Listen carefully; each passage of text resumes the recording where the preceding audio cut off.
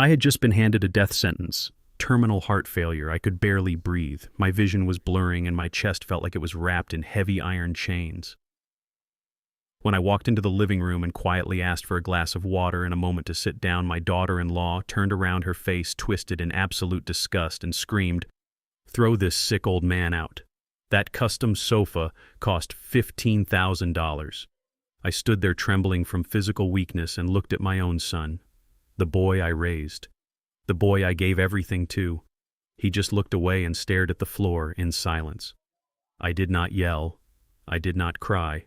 I swallowed the pain, forced a cold smile, stood up perfectly straight, and walked out of the house that my money bought without saying a single word.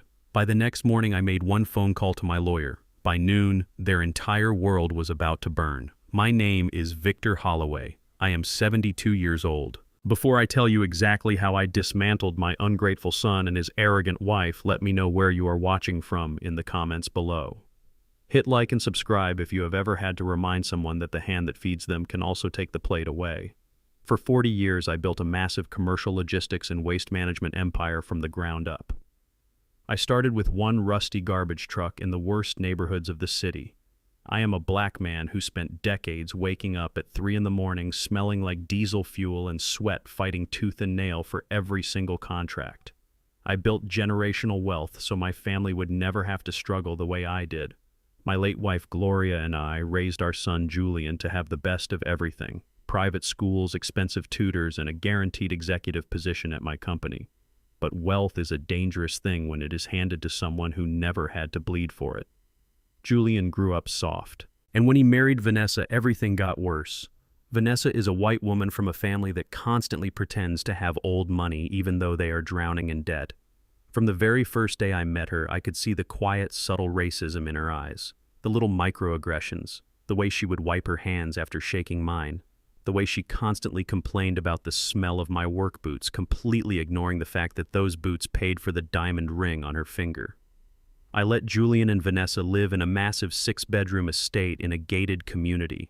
The house was entirely in my name, purchased through my corporate trust, but I allowed them to treat it as their own. I thought I was being a good father. I thought providing for them would eventually earn me their respect. I was completely wrong. It was a Tuesday afternoon when the doctor handed me the medical envelope. He looked me in the eye with deep pity and told me my heart was failing rapidly. He said I was in the final stages of terminal heart failure and that I needed to get my affairs in order immediately. Walking out of that clinic, the world felt distant. The ground felt unsteady beneath my feet. A heavy, suffocating weight pressed down on my chest, making every breath a physical battle. I decided to stop by the estate. I just wanted to see my son. I wanted the comfort of my family. I parked my truck in the circular driveway. I unlocked the heavy oak front door and stepped into the grand foyer. The air conditioning was freezing cold and the house smelled of expensive lavender diffusers. I felt incredibly dizzy. A sharp pain shot through my left arm. I shuffled into the main living room, clutching the medical envelope in my shaking hand. Vanessa was standing by the massive floor-to-ceiling windows, holding up expensive fabric swatches, complaining loudly to Julian about the interior decorator. Julian was sitting in a leather armchair, scrolling through his phone, sipping a glass of imported scotch. I leaned heavily against the archway. Julian the First whispered, my voice incredibly weak and raspy. "Son, please get me a glass of water. I need to sit down for a minute. My heart is not right today. I just got some very bad news from the clinic." Julian looked up from his phone. For a fraction of a second, I saw a flicker of concern, but before he could even move a muscle, Vanessa spun around. She did not ask what the doctor said. She did not rush over to help me. She looked at my slightly dusty clothes, looked at the pristine white Italian leather sofa behind Julian, and her face contorted with pure venom. "Do not let him sit there!" Vanessa shrieked, her voice echoing sharply through the large room. "Throw this sick old man out of here right now!" Julian, look at him. He is sweating and filthy. That sofa cost $15,000, and I am not having him ruin the fabric with whatever illness he dragged in from the street. The sheer cruelty of her words hit me harder than the medical diagnosis. She spoke to me as if I were a stray diseased animal that had wandered into a palace. I looked directly at Julian. I waited for him to stand up. I waited for him to defend his father. I waited for the boy I had sacrificed my entire youth for to finally act like a man. Julian slowly lowered his phone. He looked at his wife, who was glaring at him with absolute authority. Then my son looked at me. He shifted his weight in the chair, cleared his throat awkwardly, and looked down at the expensive hardwood floor. "Dad, maybe you should just go home and rest," Julian muttered, his voice quiet and cowardly. "Vanessa has a lot of guests coming over later for a charity planning committee. We really cannot deal with a medical emergency right now. It is just bad timing." The silence that followed was suffocating.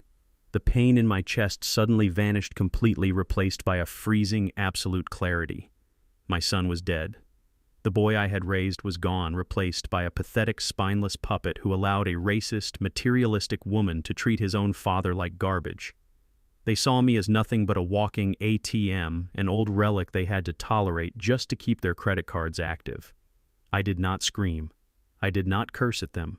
I did not remind them that the roof over their heads, the clothes on their backs, and the scotch in Julian glass were all paid for by the very sweat they found so offensive.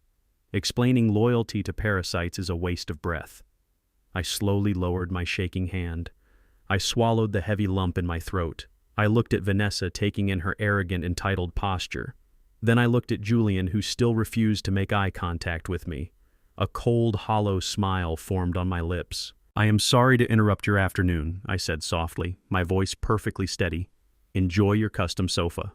I straightened my spine. I pushed through the physical exhaustion, turned around, and walked back through the grand foyer.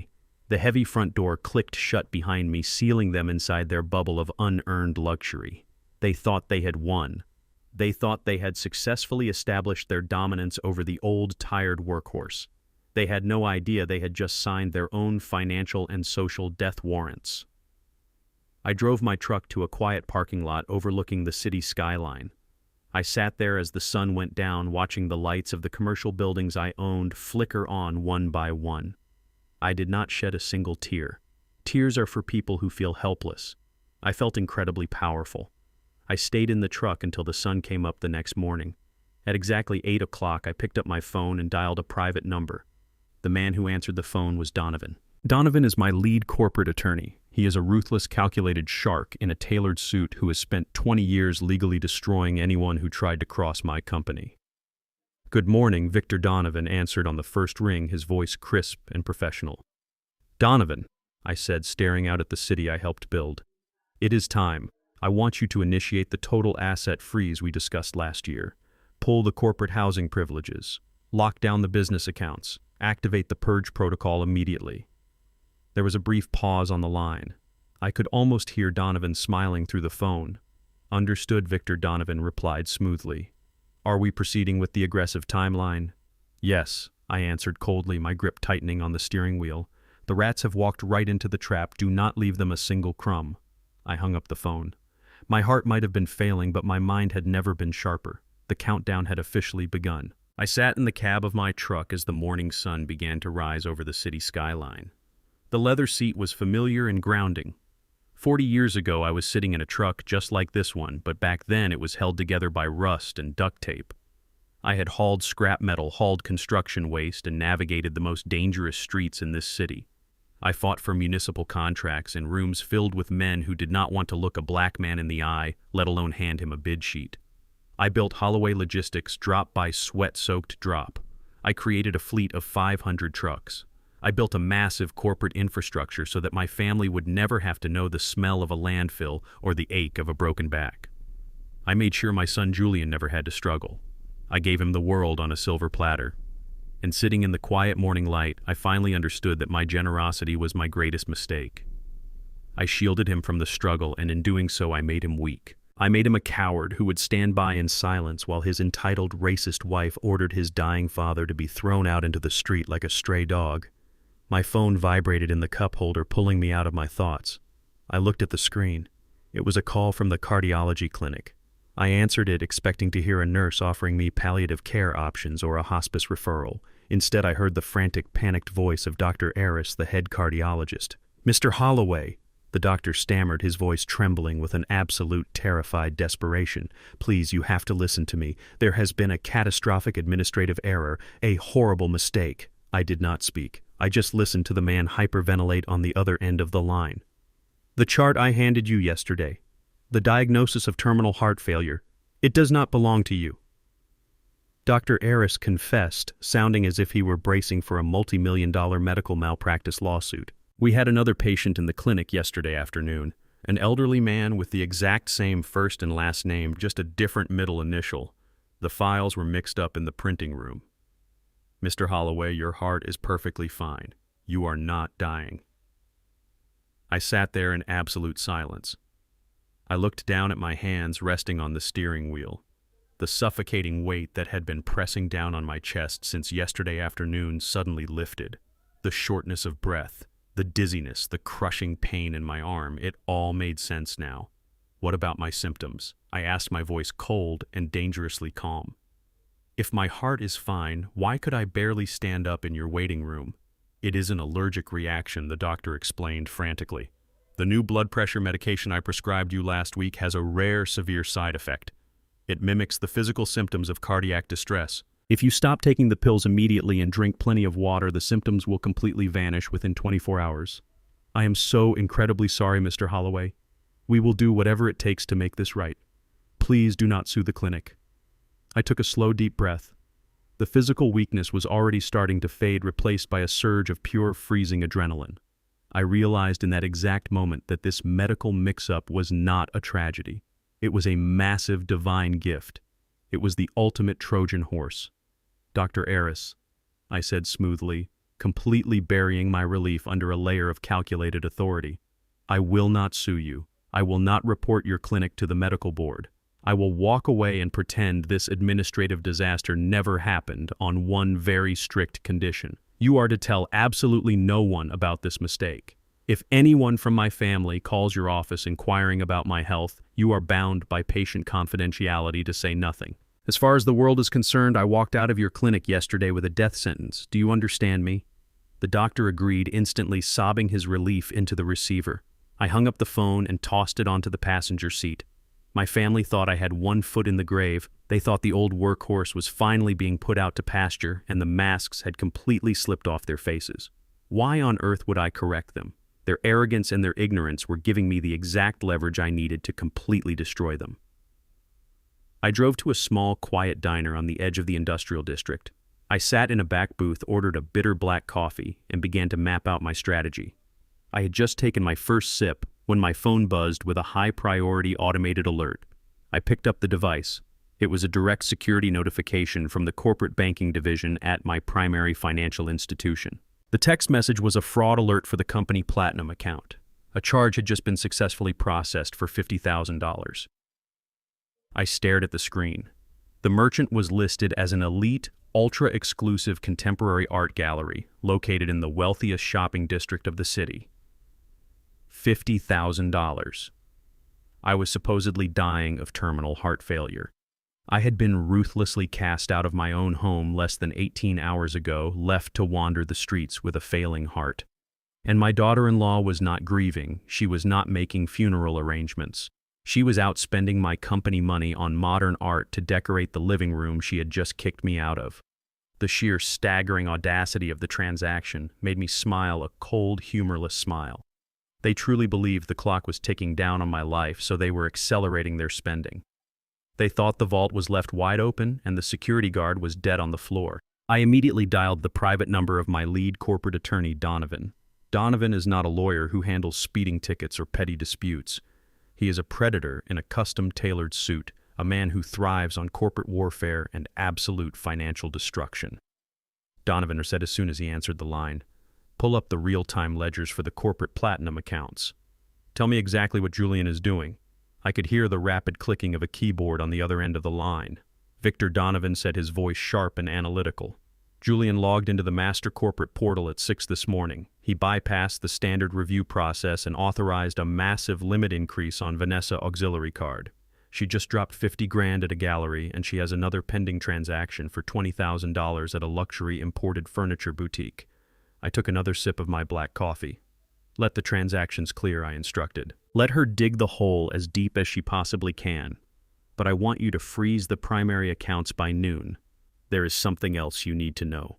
"Victor," Donovan interrupted, his tone shifting into something much darker. "I have been monitoring the estate security logs since you told me to initiate the purge protocol this morning.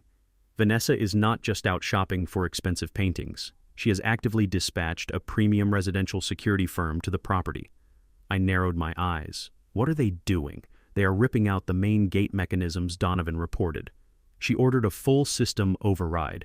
They are changing every single physical lock on the doors, resetting the alarm codes, and wiping your biometric access from the security panels. She is doing it right this very second. I sat back in the vinyl booth of the diner.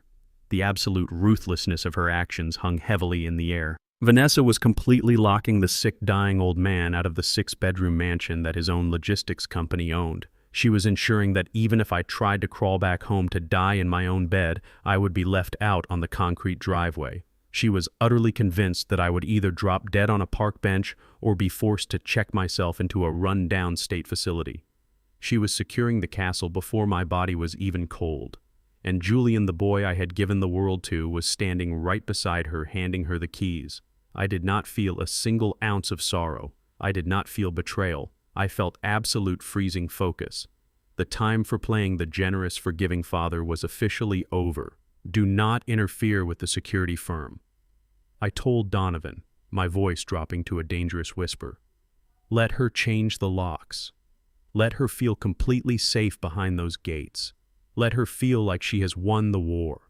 But at exactly 12 o'clock, I want you to freeze every single corporate account linked to Julian. Cut off his personal trust funds. Invalidate the company credit cards.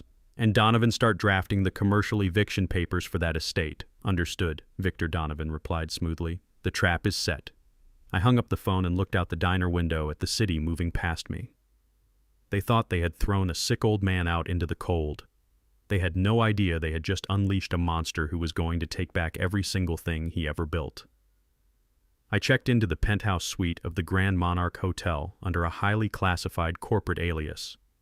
While my ungrateful son and his venomous wife were busy changing the locks on my estate, fully believing I was wandering the city streets waiting for my failing heart to finally stop beating, I was sitting on a velvet sofa overlooking the skyline I helped build. I was not dying. I was preparing to become the architect of their absolute destruction. At exactly 2 in the afternoon, there was a sharp knock at my heavy wooden door. It was Donovan, my lead corporate attorney. He did not walk in with a single simple folder. He walked in carrying 2 heavy, reinforced steel briefcases. His face was carved out of stone. Donovan is a man who deals with corporate espionage and multi-million-dollar lawsuits every single day. But as he sat down across from me at the glass coffee table, I could see genuine disgust burning deep in his eyes. Victor Donovan said, his voice dropping to a low, dangerous octave. We executed the deep dive audit on the master corporate ledgers just like you asked. What we found goes far beyond Vanessa buying expensive paintings or Julian using the company credit cards to fund his lavish lifestyle. This is not just family theft. This is a massive, highly orchestrated federal conspiracy. I set down my cup of coffee. I leaned forward, resting my hands on my knees. I told him to walk me through it step by step. Donovan popped the latches on the first briefcase and began spreading thick stacks of government contracts across the table. For 40 years, I had built Holloway Logistics with my own bare hands.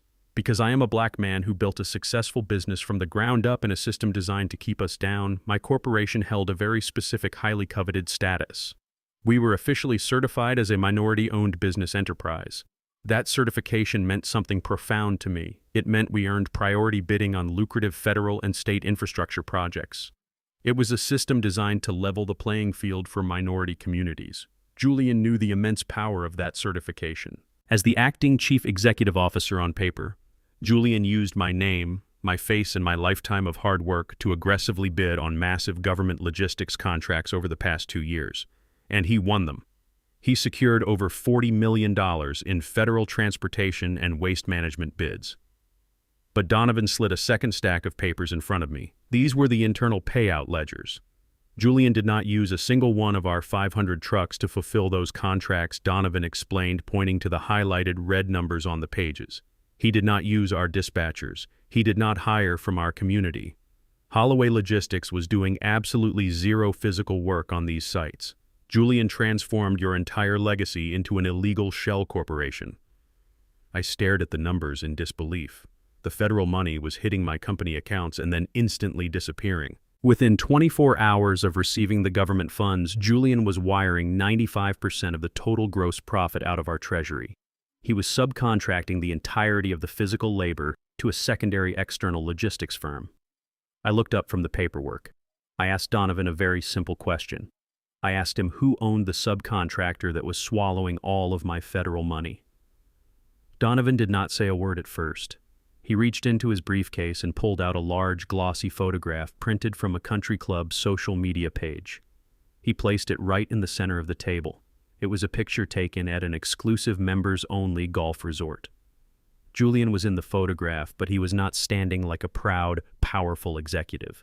He was standing slightly off to the side, wearing a forced, submissive smile, holding a tray of drinks like an obedient servant. Standing right in the center of the frame, wearing a bespoke suit, smoking an imported cigar, and smiling with the absolute arrogance of unearned privilege was a white man I recognized instantly.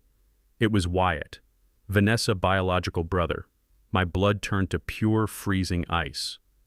The external company stealing all the federal funds was called Oak Ridge Solutions. It was a private logistics firm owned entirely by Wyatt and his elitist all-white family. The sheer sickening reality of the conspiracy hit me like a physical blow to the chest. Wyatt Company Oak Ridge Solutions was completely ineligible for those highly lucrative government contracts. They could never win those federal bids on their own, so they used my son. They used Julian as their ultimate disposable pawn. They needed a black face. They needed my minority certification to bypass the system. Julian handed over my hard-earned legacy to his wife's arrogant family so they could exploit federal diversity programs. He acted as the perfect obedient shield. He absorbed all the legal liability, signed all the federal paperwork under my company name, and then quietly funneled tens of millions of dollars directly into the pockets of a family that secretly despised him. I remembered the day Julian married Vanessa. I remembered Wyatt refusing to shake my hand at the reception, claiming he had just washed his hands and did not want to get them dirty. That was the man my son was committing federal treason to impress. Donovan watched my face as I processed the absolute magnitude of the betrayal. Victor Donovan said quietly, "Julian is not just a terrible son. He is committing massive fraud against the United States government. He is violating the False Claims Act. When the federal authorities find out that a white-owned company is using a minority front to steal diversity contracts, they do not just hand out simple fines. They hand out 20-year federal prison sentences." I looked down at the photograph of Julian, smiling submissively next to Wyatt. The physical pain of my supposed heart failure was absolutely nothing compared to the disgust I felt in my soul right then. My son had not only betrayed me as a father, he had betrayed his own race. He had sold out his own bloodline for a pat on the head from a family of privileged vultures who only saw him as a useful, foolish monkey holding the door open to the vault. Julian wanted so desperately to be accepted by Vanessa high society world that he willingly became their financial slave. They did not respect him. They were using him to commit severe federal crimes, fully knowing that if the government ever caught on, Julian's name was the only one on the official dotted line. They were planning to take the millions and leave my son to rot in a federal penitentiary. I did not scream. I did not throw the coffee cup against the wall. I slowly gathered the contracts, the ledgers, and the photograph and placed them neatly back into the briefcase. "Donovan," I said, my voice echoing in the quiet penthouse suite with the cold mechanical precision of a loaded gun. "Do not shut down the accounts just yet." Donovan frowned in confusion. "Victor, if we leave the accounts open, they will keep funneling the money directly to Wyatt." I looked up at my lawyer, a predatory smile slowly forming on my face. "That is exactly what I want them to do," I replied. "Let them steal a few more million. Let the federal footprint become so massive, so undeniably huge that no expensive defense attorney in this country will ever be able to save them. We are not just going to fire Julian. We are going to hand the entire parasitic family over to the federal government on a silver platter." The trap was no longer just about taking back my house. It was about absolute total annihilation. The rats had eaten the poison, and now I was just waiting for the bleeding to start. Sitting in the dimly lit living room of my penthouse suite, I watched the glowing screen of my tablet in absolute disgust. My ungrateful son and his treacherous wife had just launched the next phase of their master plan, and they were executing it on the largest public stage possible. They had uploaded a video to every major social media platform. The video was a masterclass in psychological manipulation and public relations. Vanessa was sitting on the very same $15,000 sofa she had banished me from just 48 hours ago. She wore a simple, oversized sweater. Her hair was deliberately messy, and she wore absolutely no makeup to make herself look exhausted and heartbroken. Julian sat right beside her, holding her hand, his head bowed in a posture of overwhelming grief. Julian looked directly into the camera and squeezed out a single pathetic crocodile tear. He told the world that his beloved elderly father had wandered out of the house in a state of severe mental confusion. He claimed that I was suffering from aggressive late-stage dementia and terminal heart failure. He begged anyone watching to please contact the local authorities if they saw a confused, sick old black man wandering the streets. He said I did not know my own name and that I was in grave medical danger without my daily medication. Then Vanessa leaned her head on his shoulder and started to gently sob. She told the camera how much she loved her father-in-law, how she had dedicated her life to caring for me, and how the family was entirely shattered by my sudden disappearance. I scrolled through the thousands of comments flooding the video. People from all over the country were sending their prayers and well wishes. Complete strangers were praising Vanessa for being an absolute saint of a daughter-in-law. They were calling Julian a devoted, loving son carrying an unimaginable burden. The public bought the entire narrative hook, line, and sinker. They had perfectly weaponized my absence. By painting me as a lost senile invalid on the brink of death, they were establishing an undeniable public record of my mental incompetence.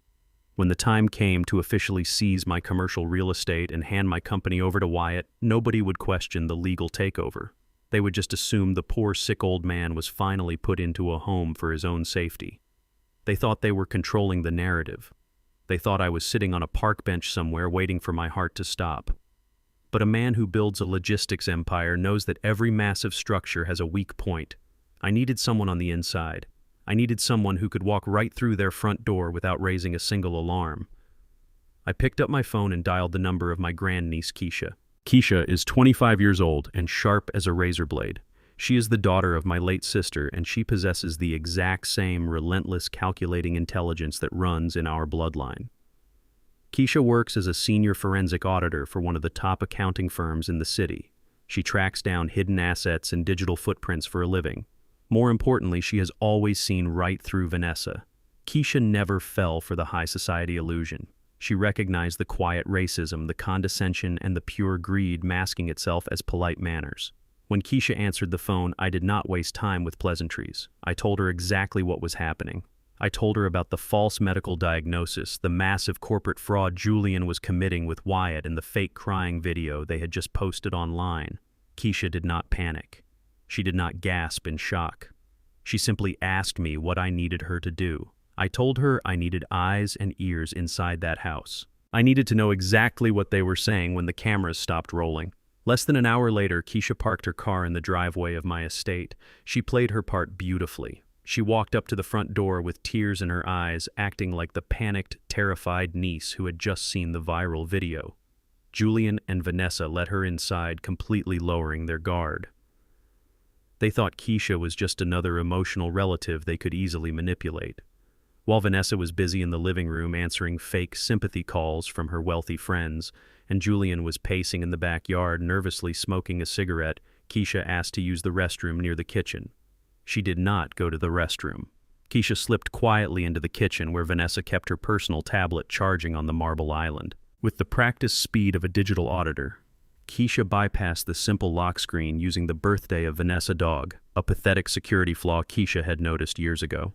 She quickly synced the tablet to a hidden cloud server, giving her real-time access to Vanessa private family group chats, encrypted messages, and microphone permissions. Before anyone even noticed she was missing from the hallway, Keisha had successfully planted a digital wiretap in the very heart of their operation. She thanked them for their efforts, wiped a fake tear from her cheek, and drove away. I sat in my hotel penthouse as the sun went down, waiting patiently. I knew that the performance of the grieving family would eventually exhaust them. I knew that once the doors were locked and the curtains were drawn, the true monsters would come out to play. At exactly 11 o'clock at night, my phone chimed with a secure encrypted file transfer from Keisha. The message attached simply read, "You need to hear this right now." I opened the audio file. The recording was crystal clear. It captured the ambient noise of my own kitchen. I I heard the sharp clinking of a wine bottle hitting a granite countertop and the sound of liquid pouring into a glass. Then I heard Julian's voice. He was pacing back and forth, his shoes scuffing against the tile. Julian sounded incredibly nervous. He was breathing heavily, terrified of the massive lie they had just told the world. What if the police actually find him? Julian stammered, his voice cracking with cowardice. What if someone brings him to a hospital and they run tests? They will see his heart is fine. They will know we made the whole thing up. Wyatt is pressing me for the next transfer from the government contract, and if my dad talks to the authorities, we are all going to federal prison. We went too far with that video.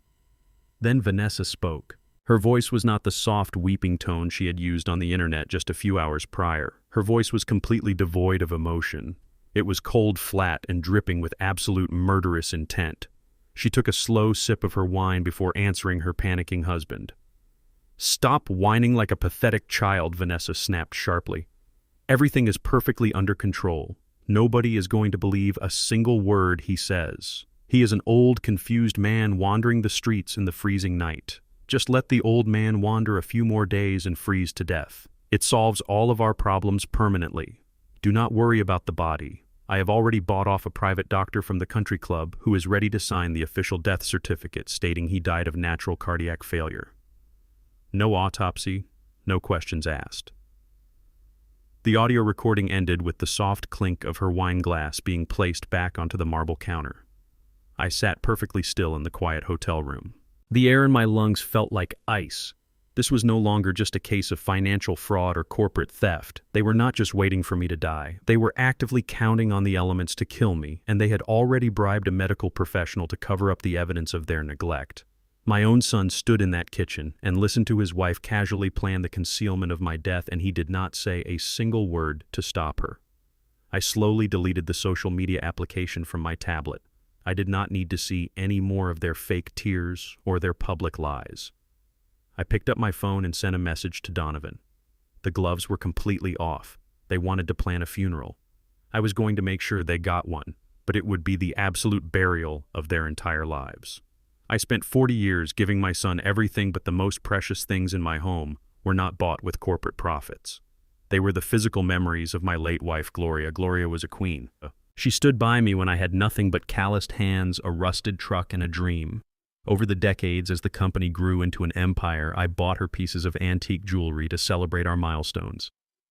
A diamond brooch for our 10th anniversary, a pair of emerald earrings when we secured our first federal contract, and her absolute favorite, a breathtaking vintage ruby necklace that I placed around her neck on her 50th birthday. I kept that collection locked in a heavy biometric safe in the master bedroom. It was not meant to be sold. It was meant to be passed down to my future granddaughters. But parasites do not care about family legacy. They only care about cash. The digital wiretap my grandniece Keisha planted on Vanessa's tablet was paying dividends by the hour. On Thursday morning, Keisha forwarded me a series of encrypted text messages between Vanessa and the manager of an underground invite-only auction house located in the wealthiest district of the city. Vanessa had somehow bypassed the biometric lock on my safe. She had likely hired a corrupt private locksmith while her security firm was busy changing the front gates of the estate. The text messages were a negotiation. Vanessa was secretly liquidating Gloria's entire antique jewelry collection. She was bragging to the auctioneer about the purity of the stones and demanding a quiet, discreet cash transaction. She wanted to sell my dead wife memories to fund her fake aristocratic lifestyle, completely certain that I would freeze to death on the streets before anyone noticed the safe was empty. A lesser man would have called the police immediately. A lesser man would have reported the theft and sent uniformed officers to the auction house to seize the stolen property and arrest her. But I did not want to stop the sale. I wanted to elevate the psychological warfare to a level Vanessa could not possibly comprehend. I picked up my phone and called Donovan. I told him to authorize a massive withdrawal from one of my completely hidden offshore accounts in the Cayman Islands. We created a temporary shell company on the spot. Donovan hired a private high-end asset acquisition proxy. He was an elegant, distinguished-looking European gentleman who specialized in moving anonymous wealth for elite clients. I gave him one simple instruction. Go to that private club, bid on every single piece of Gloria jewelry, and completely blow every other buyer out of the water. Do not let a single diamond leave that room in the hands of a stranger.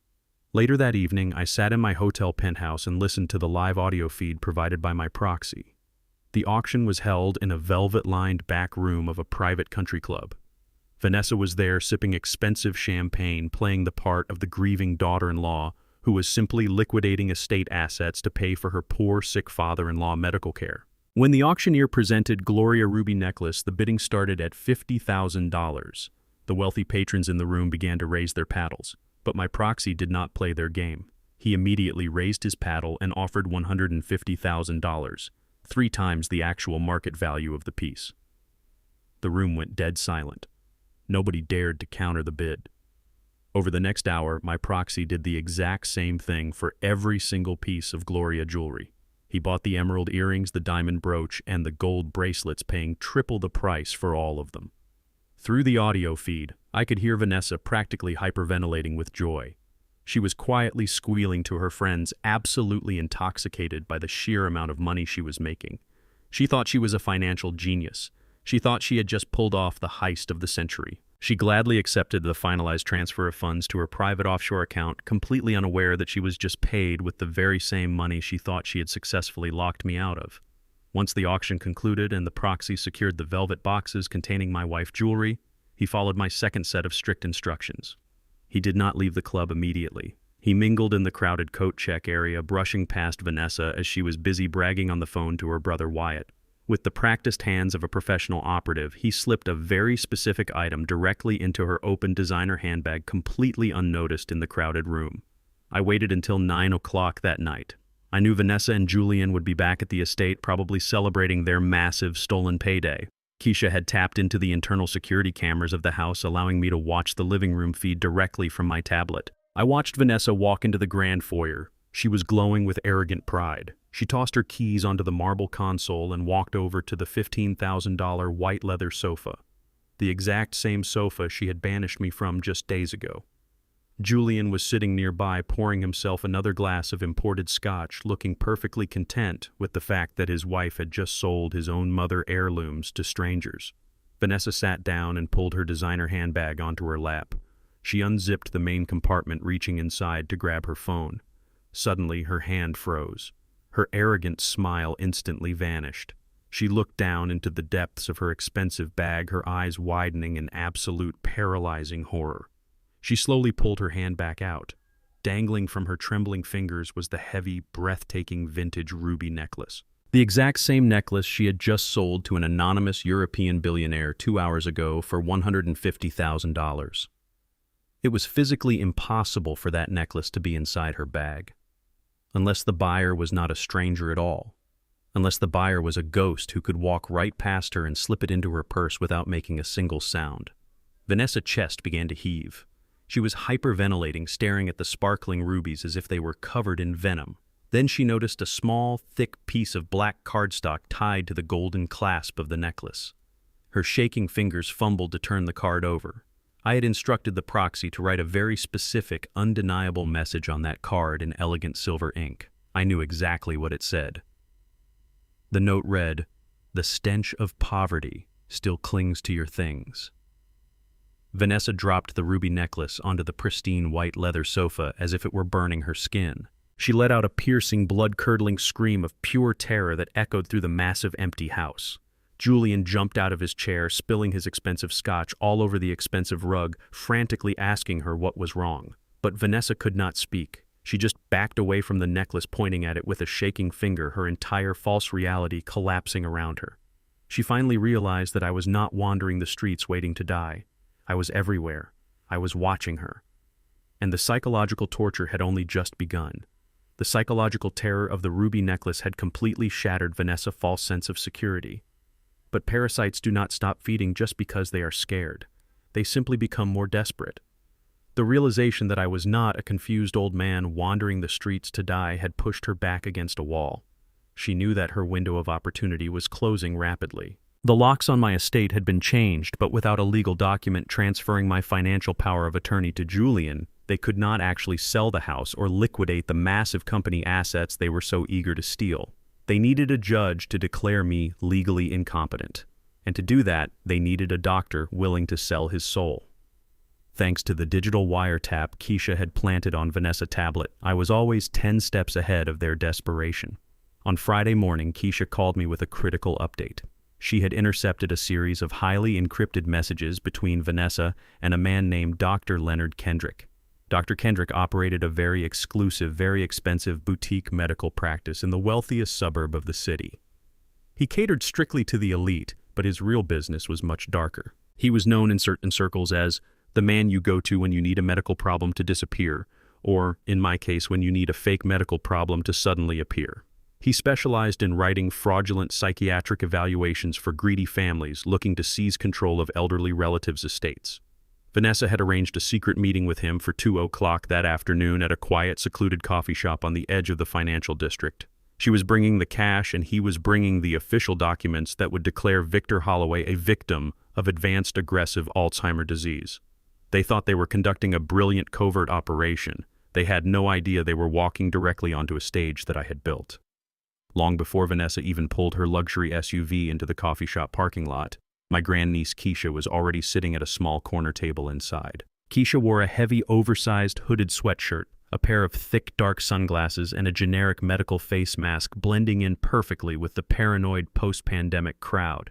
She was nursing a cup of green tea, casually reading a paperback novel, but her smartphone was propped up perfectly against her coffee mug.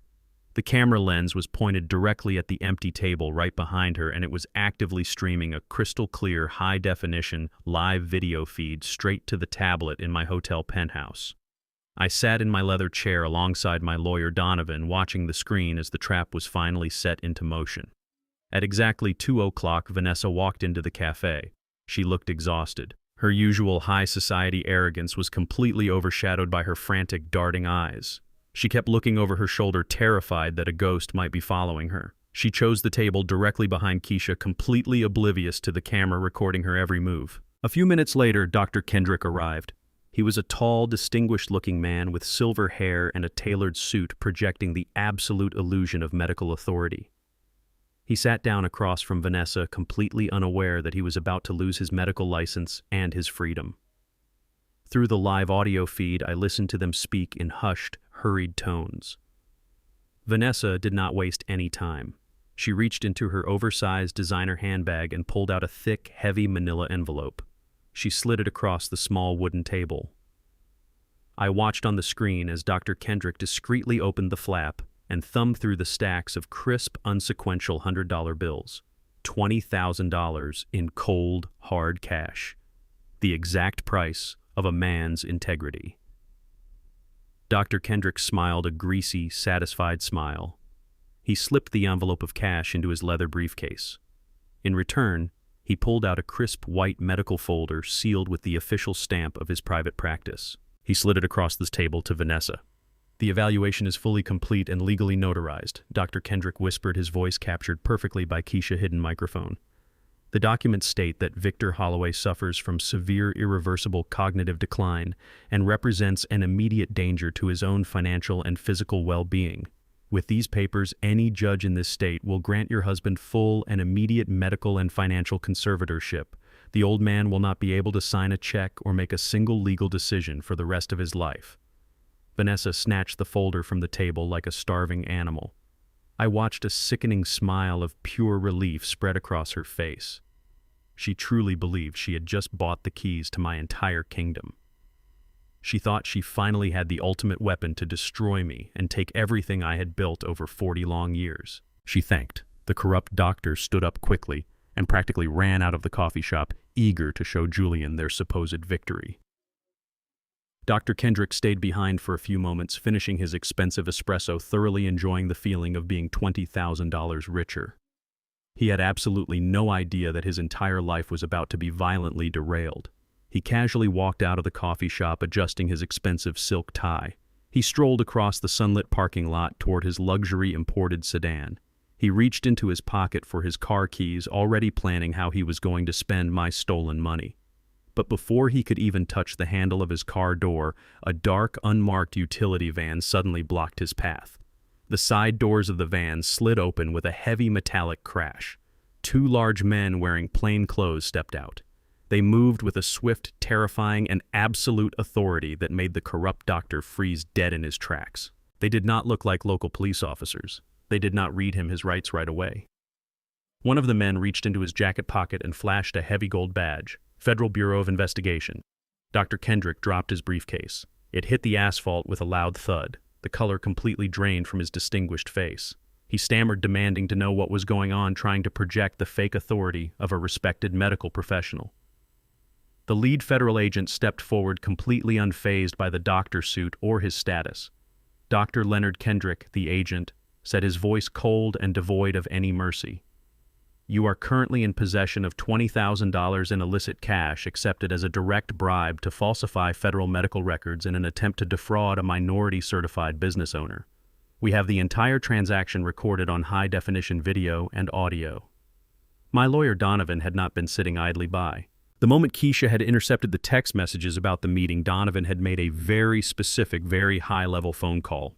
Bribing a doctor to steal a house is a state crime, but bribing a doctor to seize control of a company that holds $40 million in active federal government contracts is a massive federal felony. Donovan had handed the FBI an absolute slam-dunk case of corporate racketeering and wire fraud on a silver platter. The federal agent leaned in close to the trembling doctor. You have exactly two choices right now, doctor, the agent whispered, but the words echoed clearly through the surveillance feed we had tapped into. Choice number one, we put you in handcuffs right here in this parking lot. We raid your clinic, we seize your assets, we permanently strip your medical license, and you spend the next 20 years in a federal penitentiary for conspiracy to commit fraud against the United States government. Dr. Kendrick began to shake violently. He looked like a man who had just looked over the edge of a bottomless cliff.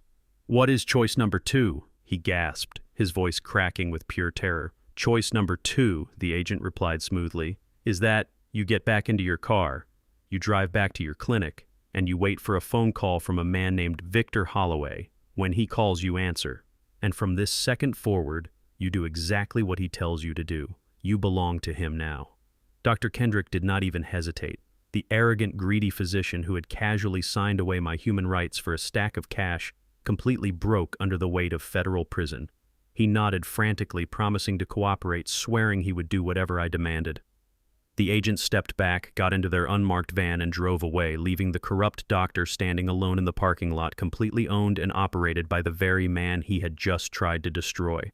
I sat back in my hotel penthouse and smiled. Vanessa thought she had purchased a weapon to end my life. She had no idea she had just bought the very nail that would seal her own coffin. The doctor was mine now, and the trap was ready to snap shut. I sat in the absolute darkness of my hotel penthouse. The only light in the room came from the glowing screen of my secure laptop. I was wearing a headset, listening intently to a live audio feed my private investigator had established.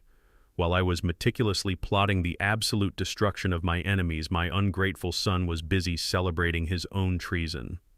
Wyatt, the arrogant biological brother of Vanessa, was hosting a massive, lavish invite-only dinner at the Oak Ridge Golf Club. It is the most exclusive, old-money establishment in the entire state. It is a place where generational wealth is protected, and people who look like me are usually only permitted inside if we are carrying a tray or cleaning the floors. But tonight they were celebrating a brand new $10 million government infrastructure contract. Wyatt did not earn that contract. He stole it. He used my company, Holloway Logistics. He used my minority-owned business enterprise certification, the very certification I bled and fought for over 40 long years to completely bypass the federal bidding process. And Julian, the boy I raised to be a king, was sitting at Wyatt's table acting like a grateful peasant just happy to be invited into the castle. Through the earpiece, I could hear the clinking of heavy crystal glasses and the obnoxious, booming laughter of men who had never worked a hard day in their lives. Wyatt was holding court. He was bragging to his wealthy circle of friends about his brilliant new business strategy. He did not even try to hide his absolute disdain for my son or for my legacy. I listened as Wyatt called for a toast. He tapped his silver spoon against his glass, demanding silence from his elite guests. He raised his drink and told the table to raise their glasses to Julian. He called my son the ultimate golden goose. He said, "You did a fantastic job, Julian. Thanks to your father and his colored minority label, we completely bypassed the federal red tape and scored the biggest payday of the decade.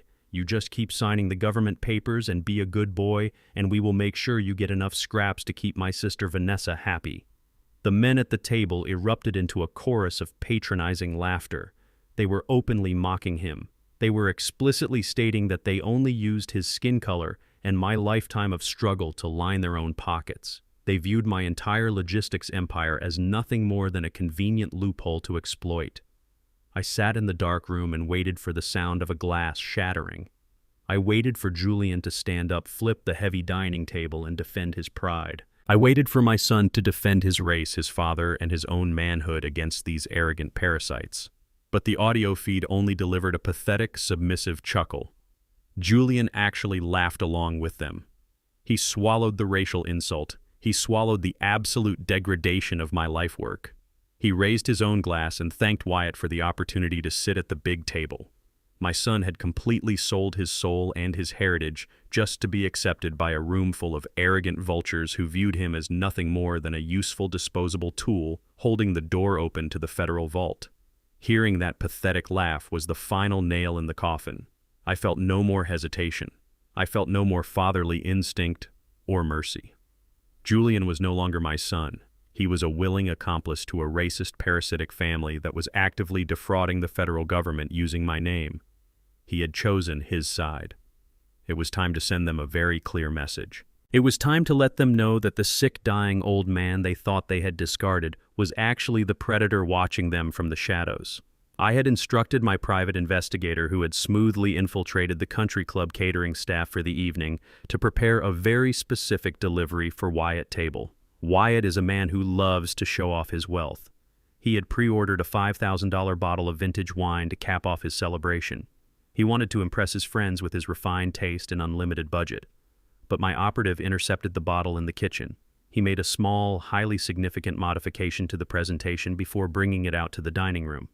The audio feed captured the moment perfectly. I heard the investigator playing the role of the obedient waiter approach the loud, obnoxious table. He announced the arrival of the vintage wine. Wyatt clapped his hands together, demanding the waiter open it immediately and pour the first glass. But the waiter stopped. He spoke in a clear, professional tone. He informed Wyatt that the bottle came with a special complimentary message from an anonymous benefactor who wished to personally congratulate them on their massive government contract. I could hear the rustle of heavy paper as Wyatt tore the envelope open. I had instructed the investigator to attach a pristine laminated copy of the terminal heart failure diagnosis I had received on Tuesday. It was the exact same piece of paper that had caused Vanessa to order my immediate expulsion from the estate. It was the exact same diagnosis they were currently using to manipulate the public and build their fake conservatorship case against me. But I had added a very personal touch. At the very bottom of the medical document, written in my own thick, undeniable handwriting with a heavy black marker, were 4 simple words. Simple. Let the games begin. The arrogant laughter at the table died instantly. It was as if someone had sucked all the oxygen out of the private dining room. Wyatt stopped talking mid-sentence. Julian's voice completely vanished. Through the audio feed, I heard Wyatt stammer. He asked the waiter who had sent the bottle. The waiter simply replied that the gentleman was an older black man who said his heart was feeling much better today. Then the waiter walked away, his footsteps fading into the background, leaving them to drown in their own sudden, paralyzing panic. Julian began to hyperventilate. I could hear his chair scrape violently against the hardwood floor as he stood up in a blind panic. He asked Wyatt what the paper said. When Wyatt read my handwritten note out loud, the absolute terror in Julian's voice was unmistakable. He realized instantly that I was not lost. I was not wandering the freezing streets waiting to die. I was not suffering from dementia. I knew exactly where they were. I knew exactly what they were celebrating, and I was completely in control of the board. What does this mean? Wyatt hissed, his fake aristocratic confidence completely shattering. How does he know about this dinner? He knows everything. Julian gasped, his breathing becoming ragged and shallow. We have to go. We have to leave right now. He is coming for us. I sat back in my hotel chair and took a slow sip of my water. They had spent the entire week thinking they were the brilliant hunters. They thought they had successfully trapped a weak, sick animal and stolen his kingdom without firing a single shot. But staring at that $5,000 bottle of wine and my handwritten promise of absolute war, they finally understood the brutal reality of their situation. They were not the hunters. They were the prey. and the hunt had officially started. The message I sent to the country club had the exact effect I intended. Panic is a highly predictable emotion. When a parasite realizes the host is not dead, their first instinct is not to fight. Their first instinct is to grab as much blood as they can and run. My private investigator tracked Julian leaving the golf club in a complete frenzy. He did not go home to confront Vanessa. He did not go to a lawyer. He went straight to his car and sped toward the financial district. I knew exactly what he was planning. He wanted to raid the corporate emergency reserve fund before I could officially lock him out. He was trying to authorize an immediate wire transfer of $5 million to an offshore account so he and Vanessa could flee the incoming federal storm. But a man who builds an empire never leaves the vault unguarded. Julian thought he still held the executive power to move those funds. He thought he could just walk into the central branch of the First National Corporate Bank, flash his title, and walk out a millionaire. He severely underestimated how deep my roots went in this city. I decided to meet my son at the bank. But I did not walk in wearing my custom-tailored suits. I did not arrive in my armored town car. I needed Julian to hang himself in front of the perfect audience. I needed him to commit a crime so visible and so morally repulsive that no judge in the country would ever grant him a shred of mercy. I put on the exact same wrinkled shirt and dusty trousers I had worn on the day Vanessa kicked me out of my own home. I scuffed my shoes. I messed up my hair. I practiced a slow, trembling shuffle. When I walked through the heavy revolving glass doors of the bank lobby, I did not look like the founder of Holloway Logistics. I looked like a lost, broken, completely senile old man who had been wandering the streets for days. The bank lobby was a cavernous room made of pristine white marble and polished brass. Wealthy clients and sharp-suited executives moved quietly through the space. Right in the center of the VIP service area stood Julian. He was sweating profusely. His expensive suit looked rumpled. He was tapping his foot aggressively against the marble floor, waving a stack of withdrawal authorization forms at a terrified bank teller. He was demanding to see the branch manager immediately. He was shouting that time was of the essence and that the $5 million corporate transfer had to be cleared right this second. I shuffled slowly across the lobby floor. People stepped out of my way, looking at me with a mixture of pity and discomfort. I kept my head bowed and my shoulders slumped. I walked directly up behind my son. I reached out with a violently shaking hand and gently tugged on the sleeve of his expensive jacket. "Julian," I whispered. I made my voice sound incredibly frail, cracking with fake fear and confusion. "Julian, my boy, I am so cold. I forgot how to get back to our house. Please take me home." Julian spun around as if he had been struck by lightning. The color completely drained from his face. He stared at me in absolute paralyzing horror. He expected me to march in with a team of lawyers and federal agents. He did not expect to see a pathetic, sick old man begging for his help in the middle of a high-end financial institution. At that exact moment, the heavy glass door of the executive office swung open. The senior branch manager walked out holding a tablet, stepping into the VIP area to see what the commotion was about. The manager was a tall, distinguished black man named David. He wore an impeccable tailored suit and carried an air of absolute authority. Julian saw David approaching. Julian looked at the manager, then looked down at me. The panic in my son's eyes instantly morphed into toxic, arrogant rage. He was terrified that my presence would ruin his massive withdrawal. He was terrified that associating with a dirty, confused old man would destroy his sophisticated image in front of the senior banker. Instead of helping his father, instead of showing a single ounce of human compassion, Julian chose to protect his own fabricated pride. He slapped my trembling hand away from his jacket. He stepped back, wiping his sleeve as if my very touch had infected him with a disease. "Security!" Julian shouted at the top of his lungs, his voice echoing violently off the high marble ceilings.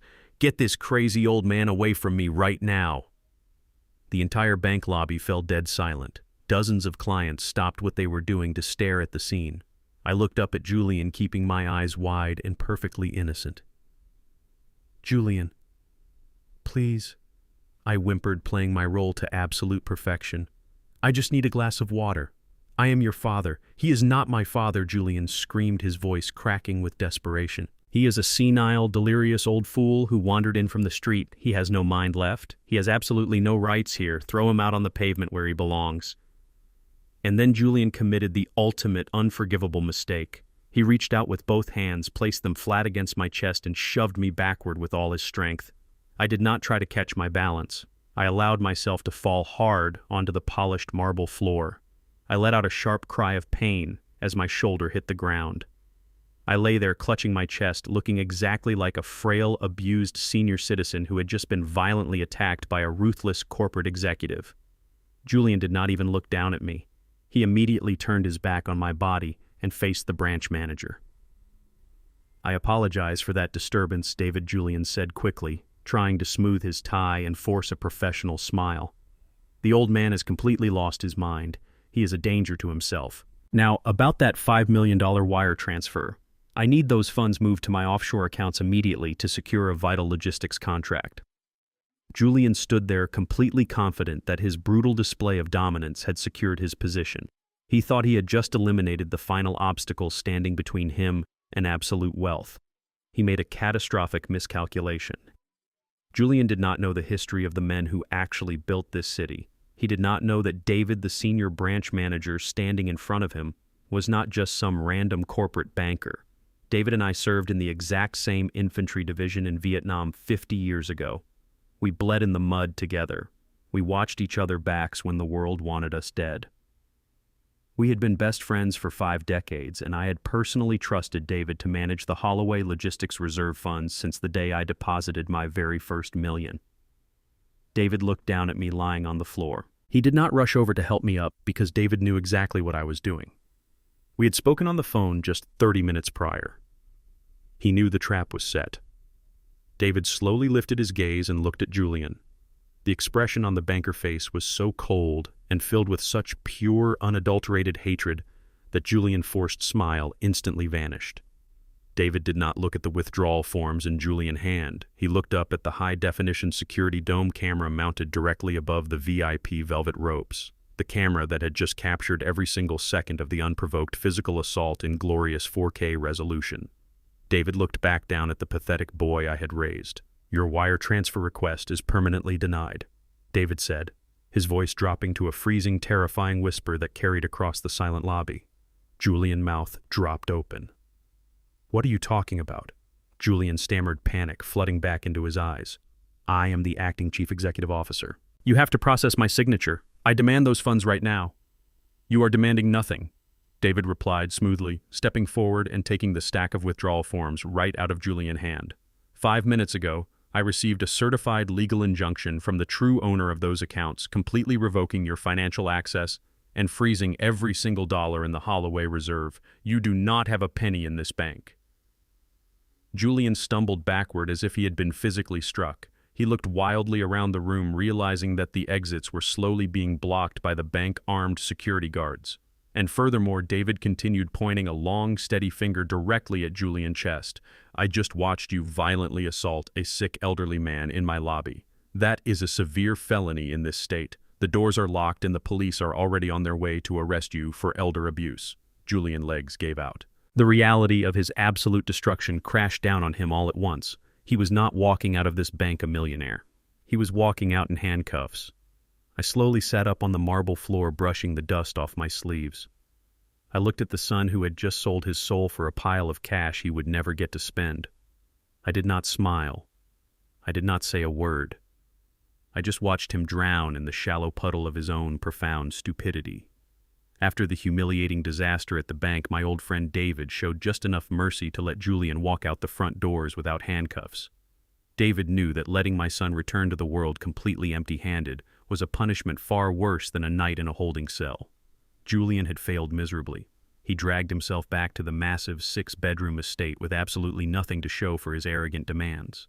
He had no $5 million to secure his escape and no offshore safety net to protect his wife. He was just a terrified boy hiding in a mansion he did not even own. But the wolves do not care if you are scared. They only care if you have meat to feed them. Wyatt was waiting for that money. The white-owned subcontractors Wyatt had hired to do the actual physical labor on the stolen government infrastructure project were aggressively demanding their payments. They needed cash for heavy machinery materials and daily payroll. When Julian called Wyatt to confess that the corporate reserve accounts were completely frozen, the polite high society mask Wyatt always wore instantly melted away. Through the digital wiretap Keisha planted, I listened to Wyatt rip into my son. Wyatt did not speak to Julian like a respected business partner or a brother-in-law. He spoke to him like a disobedient piece of farm equipment. Wyatt demanded that Julian take out a massive emergency commercial mortgage on the estate.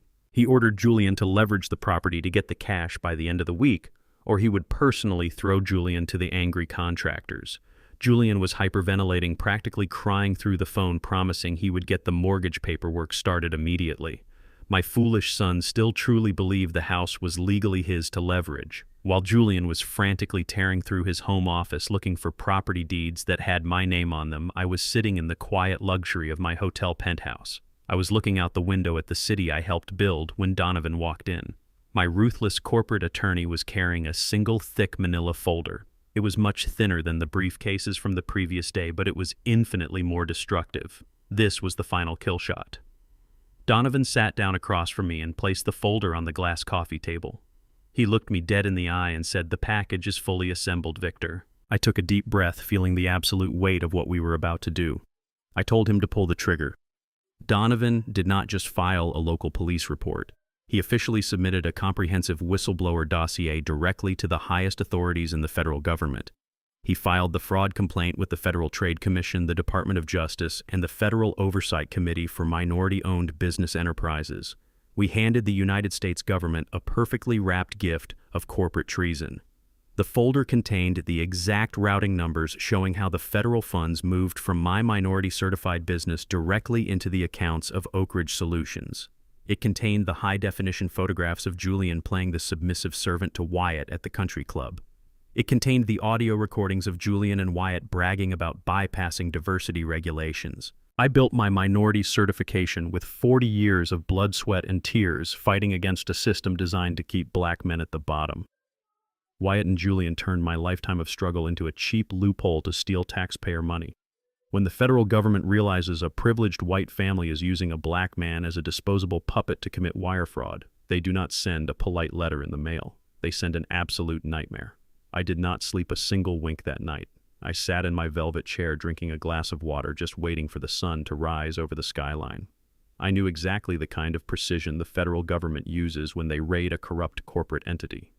At exactly 6 in the morning, the quiet upscale business park where Wyatt headquartered Oak Ridge Solutions was violently woken up. A fleet of black, unmarked sport utility vehicles swarmed the pristine parking lot tires, screeching against the asphalt. Dozens of federal agents wearing heavy tactical gear and windbreakers with bright yellow letters printed on the back stormed the front entrance. They did not knock on the door and ask for the manager. They used a heavy steel battering ram to completely smash through the expensive glass doors of Wyatt corporate office. The agents flooded the building like a tidal wave, securing every single computer, every filing cabinet, and every financial server before any employee even arrived for work. 30 minutes later, Wyatt pulled his luxury car into the parking lot holding a cup of artisan coffee, completely unaware of the disaster waiting for him. The moment he stepped out of his vehicle, armed federal agents surrounded him. They immediately stripped him of his leather briefcase and confiscated his personal mobile phone. A senior agent stepped forward and formally informed Wyatt that his entire company was being seized under federal racketeering and fraud laws. Every single bank account tied to his name was indefinitely frozen. Wyatt watched his arrogant empire crumble into dust right before his eyes. The minority loophole he thought made him an untouchable genius had just guaranteed him a decade in a federal penitentiary. Before the agents could physically load him into the back of a federal vehicle, Wyatt begged them to let him make one single phone call to his family. The agents allowed it, monitoring his words closely. He dialed Vanessa.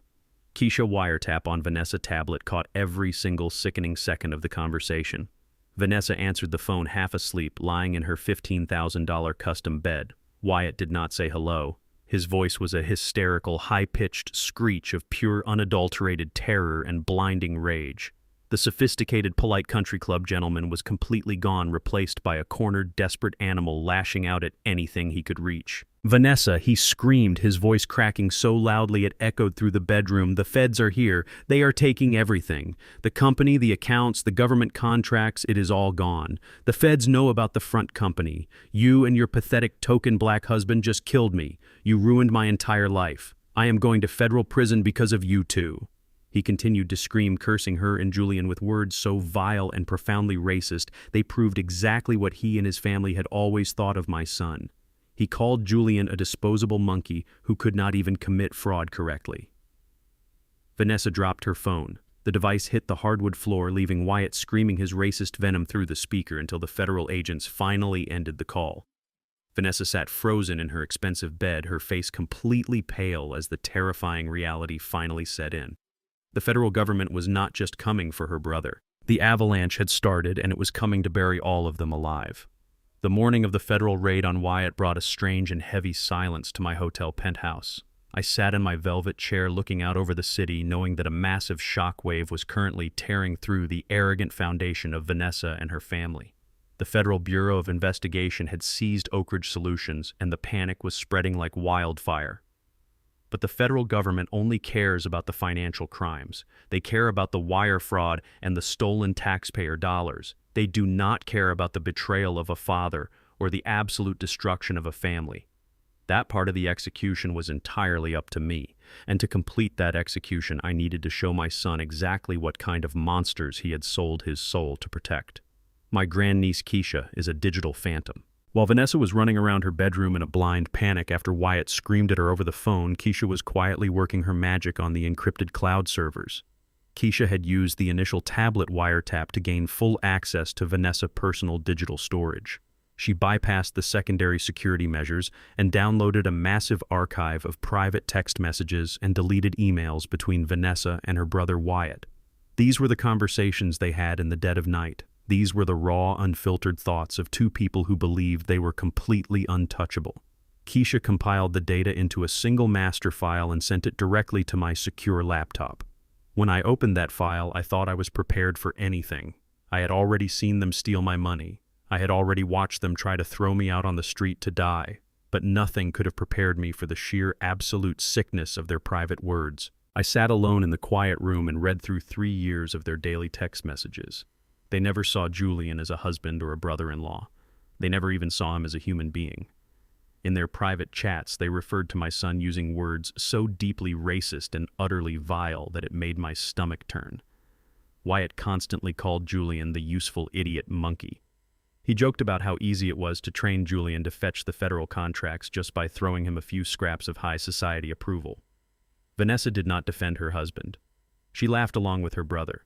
She replied with laughing emojis and agreed that Julian was just a temporary tool, a stepping stone to secure their permanent wealth. The messages went deeper into their hatred. They mocked my entire existence and the 40 years of blood and sweat I sacrificed for them. Vanessa complained about the smell of my work boots and the roughness of my hands, calling me a filthy garbage man who simply got lucky. She told Wyatt how physically sick it made her to sit across from me at the Thanksgiving table. She said the only reason she could stomach being in the same room as my black family was because she knew she was going to eventually own every single dime I had ever made. She despised our culture, our history, and our presence, but she absolutely loved our bank accounts. Reading those words, I felt a profound sorrow, not for myself, but for my late wife, Gloria. Gloria had raised Julian to be proud of his heritage. She had taught him to walk with dignity and to never let anyone make him feel inferior. And yet, Julian had willingly crawled into a cage built by people who viewed him as an animal. He swallowed their microaggressions and their condescending smiles because he was too weak to stand on his own 2 feet. But the most devastating part of the archive was their ultimate exit strategy. Julian thought he was building a legacy with his wife. He thought they were a team fighting for their future. He was willing to commit federal treason because he believed Vanessa would always stand by his side. The text messages revealed the absolute horrifying opposite. Wyatt and Vanessa had a meticulously detailed plan from the very beginning. They knew the minority business loophole was highly illegal. They knew that if the government ever investigated the contracts, the federal agents would look directly at the signature on the bottom line. And Julian had eagerly signed every single piece of paper they put in front of him. Vanessa wrote to Wyatt saying that as soon as the offshore accounts reached $10 million, she was going to file for a sudden divorce. She was going to claim emotional abuse, take half of the clean assets, and leave Julian completely holding the bag for the federal fraud. Wyatt replied that they would just anonymously tip off the authorities and let the stupid monkey take the fall. They were actively planning to send the boy I raised to a maximum security federal penitentiary just to cover their own tracks. They were going to let him rot in a concrete cell while they spent my hard-earned money on European vacations and country club memberships. Julian had betrayed his father, his race, and his own morals to serve a family that was actively measuring him for a prison uniform. He sold his soul for a seat at a table where he was literally the main course. I did not yell. I did not throw the laptop across the room. I felt a cold, absolute clarity wash over my mind. Julian needed to see this. He needed to read every single word. But I was not going to just hand him a cheap printout or forward him a digital file. I wanted this revelation to be a physical heavy object. I wanted the delivery to match the absolute magnitude of the betrayal. I called my lawyer Donovan and gave him a very specific task. I sent him the complete transcript of the most racist, manipulative, and destructive text messages from the archive. I told him to take those pages to a boutique custom bookbindery located in the financial district. I did not want a simple spiral-bound notebook. I wanted a masterpiece of craftsmanship. I paid them triple their usual rate to complete the job in a matter of hours. By late afternoon, Donovan returned to my penthouse. He walked in holding a small, thick book. It was absolutely stunning. It was bound in the highest quality imported black leather. The edges of the thick parchment paper were lined with real gold leaf. It looked like a priceless family heirloom or an ancient religious text. It was the kind of book that demanded absolute respect the moment you held it in your hands. I took the book from Donovan and slowly ran my calloused fingers over the smooth leather cover.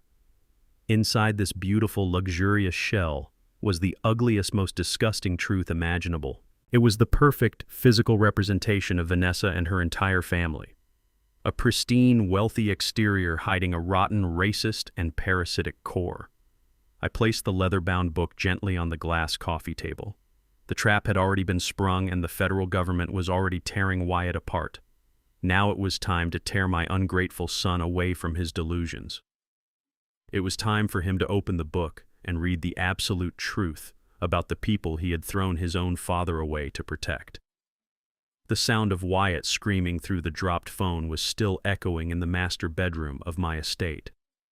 I sat in my hotel penthouse listening to the live audio feed my grandniece Keisha had established. Vanessa was entirely silent for a very long time. The reality of the federal raid on her brother company was sinking into her mind.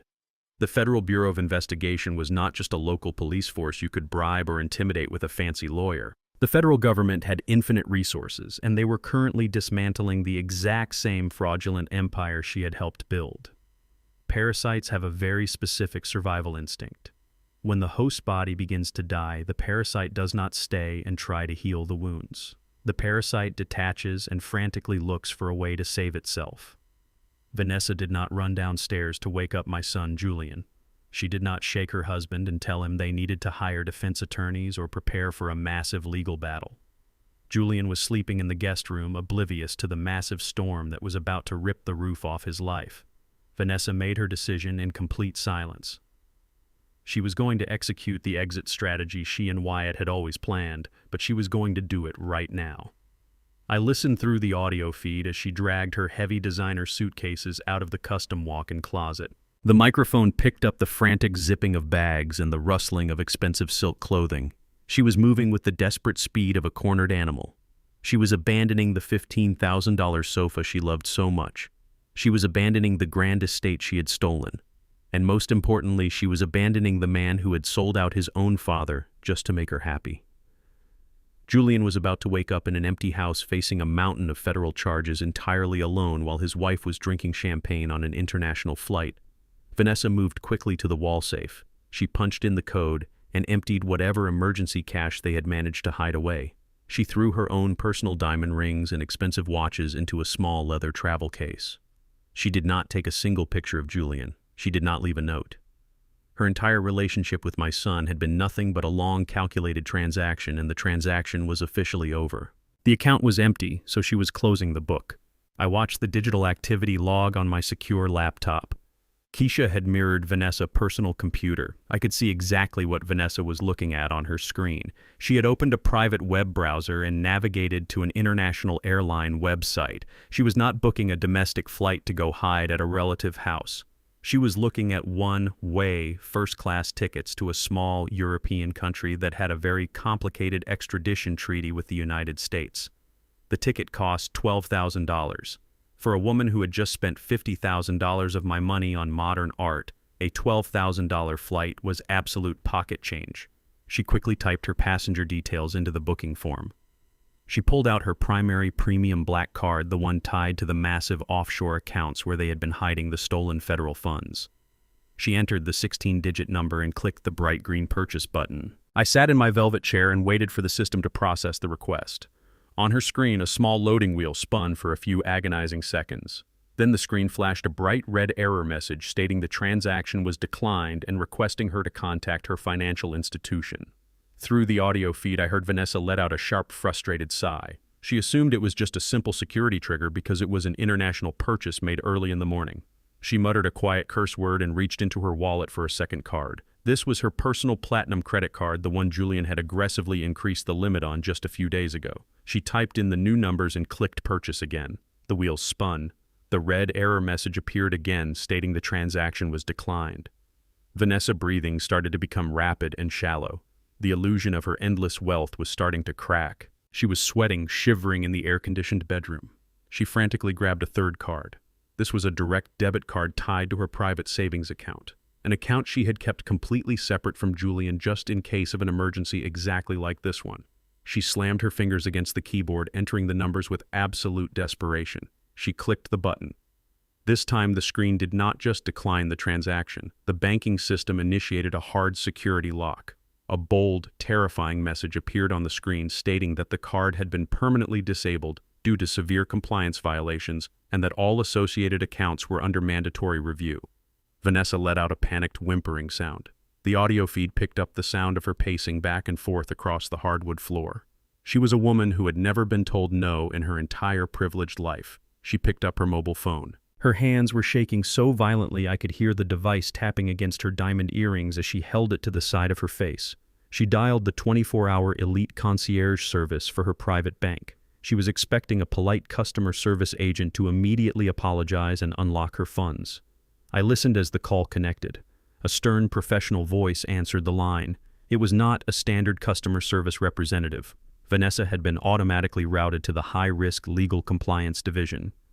"Listen to me," Vanessa demanded, her voice shrill and dripping with arrogant entitlement. "I am a premium-tier client. I am trying to book a flight, and your system is declining all of my cards. I have millions of dollars in those accounts. I need you to lift the security block right this second.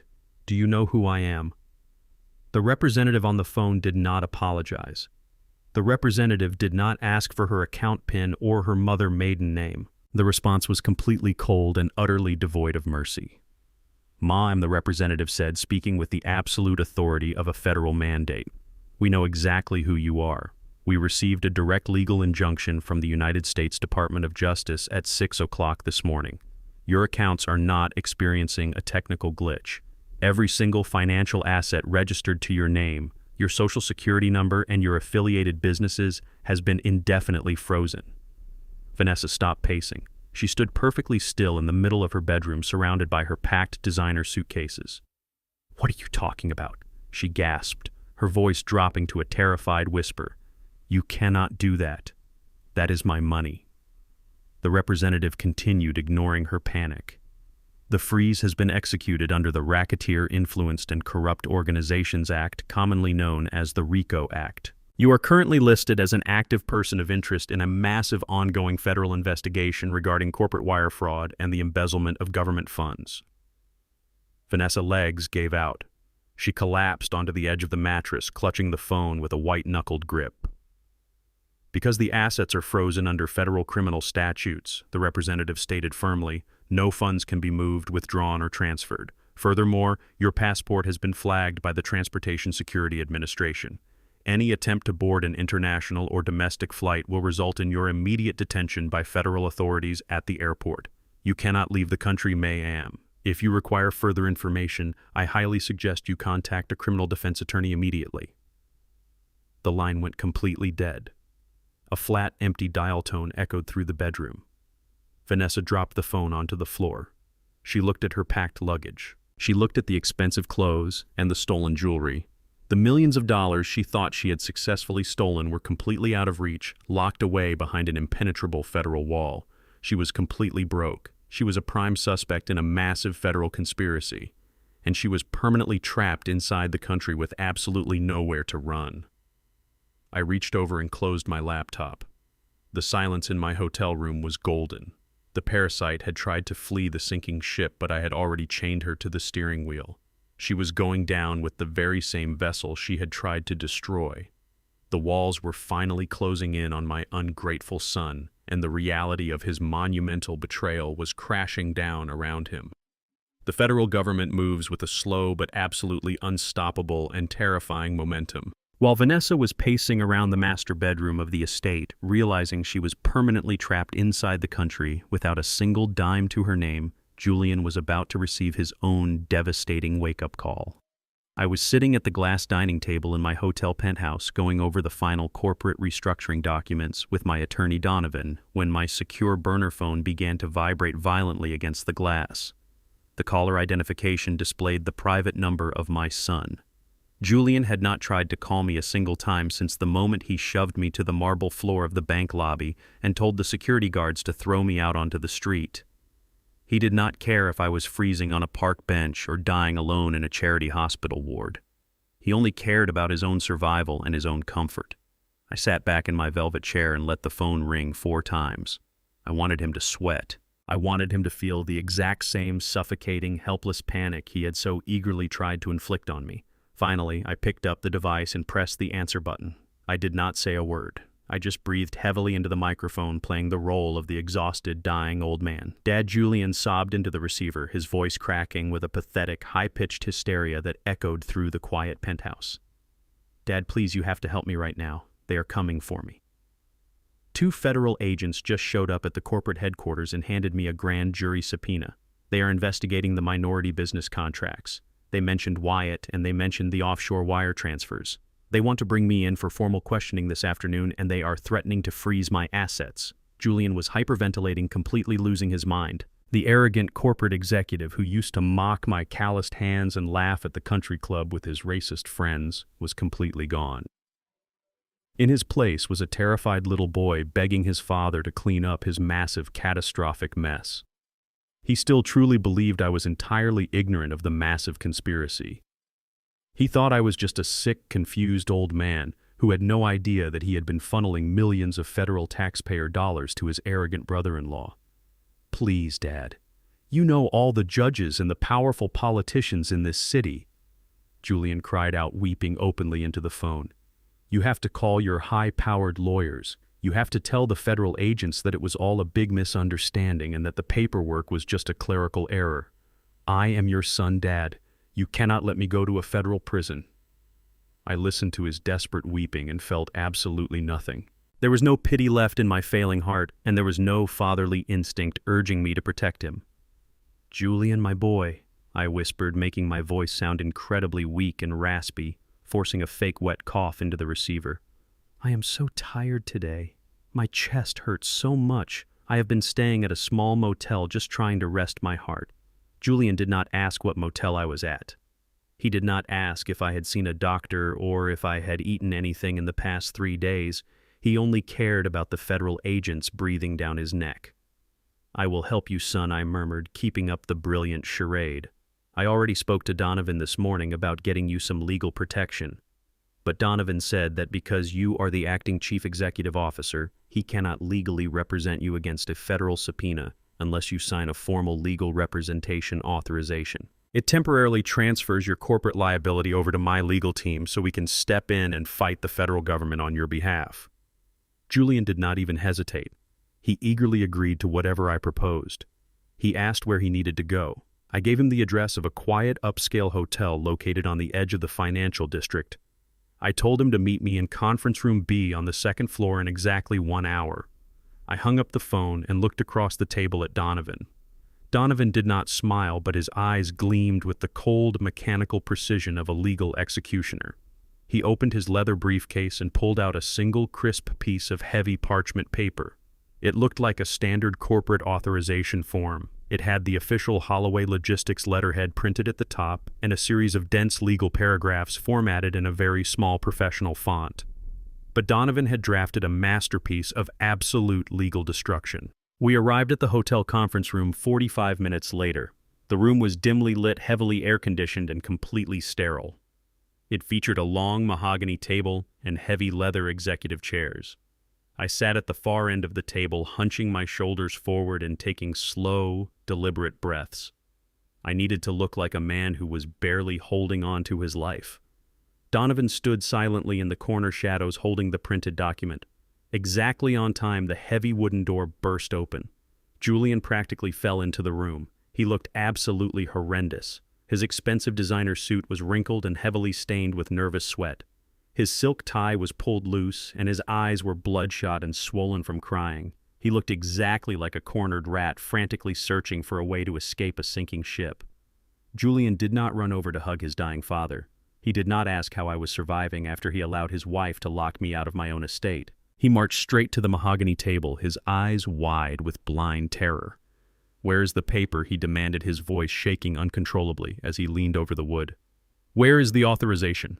The federal agents told me I have to surrender to the downtown field office by 3:00. I need Donovan to come with me and shut this entire federal investigation down right now." I slowly looked up at my son, letting out a pathetic, rattling cough. Donovan stepped out of the shadows and placed the crisp white document flat on the table right in front of Julian. Donovan also placed a heavy gold fountain pen directly next to the paper. "This is the authorization," Julian Donovan said, his voice perfectly flat and professional. "You need to sign the bottom line right now so we can immediately intercept the federal prosecutors before they file the official indictment." Julian snatched the gold pen. He was breathing so heavily I could hear the air rattling in his throat. He did not read the bold heading at the top of the page. He did not scan the subheadings or question the lack of standard corporate formatting. He did not ask Donovan to explain the complex legal terminology buried in the center paragraphs. He was a complete coward operating on pure, blinding adrenaline. He thought he was signing a magical shield that would protect him from the severe consequences of his own monumental greed. He gripped the pen and aggressively scribbled his signature across the dotted line, permanently sealing his own fate without reading a single word. Julian dropped the pen onto the wood. He let out a massive sigh of relief, violently wiping the sweat from his forehead. "Thank you, Dad," he panted, completely oblivious to the brutal reality of his situation. "I knew you would fix this for me. I am going to go wait in the lobby for Donovan to get his briefcase." He turned around and rushed out of the conference room, leaving the heavy wooden door to click shut behind him. I sat up perfectly straight in my leather chair. My fake trembling completely vanished, and my breathing returned to a slow, powerful rhythm. I reached across the table and picked up the document my son had just signed. It was not a legal representation authorization. It was a comprehensive, unconditional letter of voluntary resignation. But it was far worse than simply losing his executive job. Buried deeply in the dense legal text was a legally binding admission of solitary financial and criminal responsibility. Julian had just legally sworn under penalty of perjury that every single fraudulent minority contract, every illegal offshore wire transfer, and every stolen federal dollar was executed entirely by him as a rogue individual. He officially declared that he acted without the knowledge or consent of the Holloway Logistics Board of Directors. He had officially stripped himself of his multi-million-dollar corporate legal protections and transferred every single ounce of civil and criminal liability directly onto his own personal shoulders. Julian thought he had just hired a lawyer to save him from the storm. He had absolutely no idea he had just permanently signed his own 20-year federal prison sentence. Desperation makes greedy people do incredibly foolish things. My son Julian and his wife Vanessa were completely trapped. The federal government had raided her brother Wyatt and seized his entire company. Vanessa had her personal accounts frozen by the Department of Justice and was permanently grounded from leaving the country. Julian had just signed away his entire corporate legal protection without even reading the paperwork. They were two rats drowning in a sinking ship, actively tearing each other apart behind closed doors. But when it comes to survival, parasites will always form a temporary alliance to find a new host. They needed money. They needed high-powered criminal defense attorneys. And to get those things, they needed to officially seize complete control of Holloway Logistics and unlock the main corporate treasury. On a Tuesday morning, they called an emergency meeting of my board of directors. The meeting was held in the grand boardroom on the top floor of my corporate headquarters. It is a massive room with floor-to-ceiling windows overlooking the city I helped build from the dirt up. Around the long, polished mahogany table sat 12 of my most trusted senior executives. These were men and women who had worked by my side for decades helping me build the empire. They sat in their heavy leather chairs murmuring in confusion and concern. They had seen the viral social media videos. They had heard the terrible rumors. Julian stood at the head of the table, occupying my chair. He was wearing a brand new navy blue suit, trying desperately to project absolute authority. But the dark circles under his eyes and the slight tremor in his hands betrayed his deep, suffocating panic. Standing right beside him was Vanessa. She was dressed in a sharp, conservative black dress, looking like a grieving vulture, ready to feast on a fresh carcass. She held a thick stack of manila folders, completely convinced that she was about to become the queen of the empire and save herself from federal prison. "Ladies and gentlemen of the board," Julian began, his voice projecting a perfectly manufactured tone of deep sorrow. "Thank you for assembling on such short notice. I come to you today with a very heavy heart. As some of you may have heard, my father, Victor Holloway, suffered a massive and catastrophic medical event last week." A murmur of genuine shock and concern rippled through the board members. Julian raised his hand to silence them, playing the part of the brave, grieving son to absolute perfection. "He survived the initial physical heart attack," Julian continued, wiping a completely fake tear from the corner of his eye. "But the doctors have informed us that the lack of oxygen to his brain has caused rapid and irreversible cognitive decline. He has been officially diagnosed with advanced aggressive dementia. He is currently confined to a secure medical facility, completely unaware of his surroundings and unable to speak for himself." Vanessa stepped forward on cue. She opened her folders and began sliding glossy, highly official-looking medical documents across the polished mahogany table. These were the fake psychiatric evaluations she had purchased from the corrupt Dr. Kendrick for $20,000 in cash. She slid them toward my chief financial officer and my lead operations director. She looked at the executives with a perfectly practiced expression of profound sadness. "These are the certified evaluations from his primary care physicians," Vanessa said smoothly, her voice dripping with fake sympathy. "They confirm that Victor is entirely mentally incompetent. He can no longer make rational decisions for himself, let alone for a multi-million-dollar corporation. It is a tragic end for a great man, but we must protect the future of this company. Especially now with the current federal misunderstandings regarding our government contracts, we need strong, decisive leadership. We need to unify behind Julian to protect the legacy Victor built." Julian placed his hands flat on the table, leaning forward to look at the board. "Therefore, according to the corporate bylaws regarding medical incapacitation, I am formally submitting my petition to be recognized immediately as the permanent Chief Executive Officer of Holloway Logistics. I need the board to vote right now to grant me absolute unhindered access to the main corporate treasury so we can navigate these turbulent waters and hire the necessary legal counsel to clear our name." The board members exchanged very uneasy glances. My chief financial officer, a sharp woman named Sarah, who had balanced my books for 20 years, frowned deeply at the paperwork. "This is highly irregular, Julian," she said cautiously. "Victor was perfectly fine the last time he was in this office. We cannot just hand over the entire treasury without a proper legal transition and verification from our own corporate medical team. The federal investigations alone are a massive red flag. We need time to review this." Julian's jaw tightened. He did not have time for verification. He had federal agents breathing down his neck and a wife who was ready to throw him under the bus. There is no time for delays. Sarah Julian snapped, his fake grief instantly replaced by arrogant irritation. "I am his son, and I am the acting executive. I demand that we vote to formalize my position right this second. If you refuse to vote, I will have the legal team remove you from your position." Vanessa, completely drunk on her own fabricated victory, nodded in agreement. She truly believed they had cornered the board. She thought the old black man was locked away in a sterile white room, slowly losing his mind, waiting to die. She thought the millions of dollars in the corporate treasury were just moments away from being transferred into her pocket. They were completely, devastatingly wrong. 3 floors down, I had just stepped out of my private executive elevator. I was not wearing a wrinkled shirt. I was not leaning on a cane. I was not sitting in a wheelchair. I was wearing a custom-tailored charcoal gray Tom Ford suit that cost more than Vanessa's entire frozen bank account. My shoes were polished to a mirror shine. My gold watch rested heavily on my wrist. My posture was perfectly straight and my shoulders were broad. I walked with the exact same quiet, commanding strength I used to build this empire 40 years ago. I looked like a man who could buy and sell the entire room without blinking. Walking right beside me was my lead attorney, Donovan, and walking directly behind us were two very large, very serious federal agents wearing dark suits and carrying heavy badges. These were the exact same agents who had arrested Dr. Kendrick in the coffee shop parking lot. We walked down the thick carpet of the executive hallway. I did not knock on the boardroom doors. I did not ask for permission to enter my own kingdom. I placed my hands on the heavy brass handles and pushed the massive oak doors wide open. The heavy doors hit the walls with a loud, thunderous crack that echoed violently through the entire room. Vanessa gasped and dropped the remaining medical folders. The papers scattered all over the mahogany table. She froze, staring at the doorway in absolute paralyzing horror.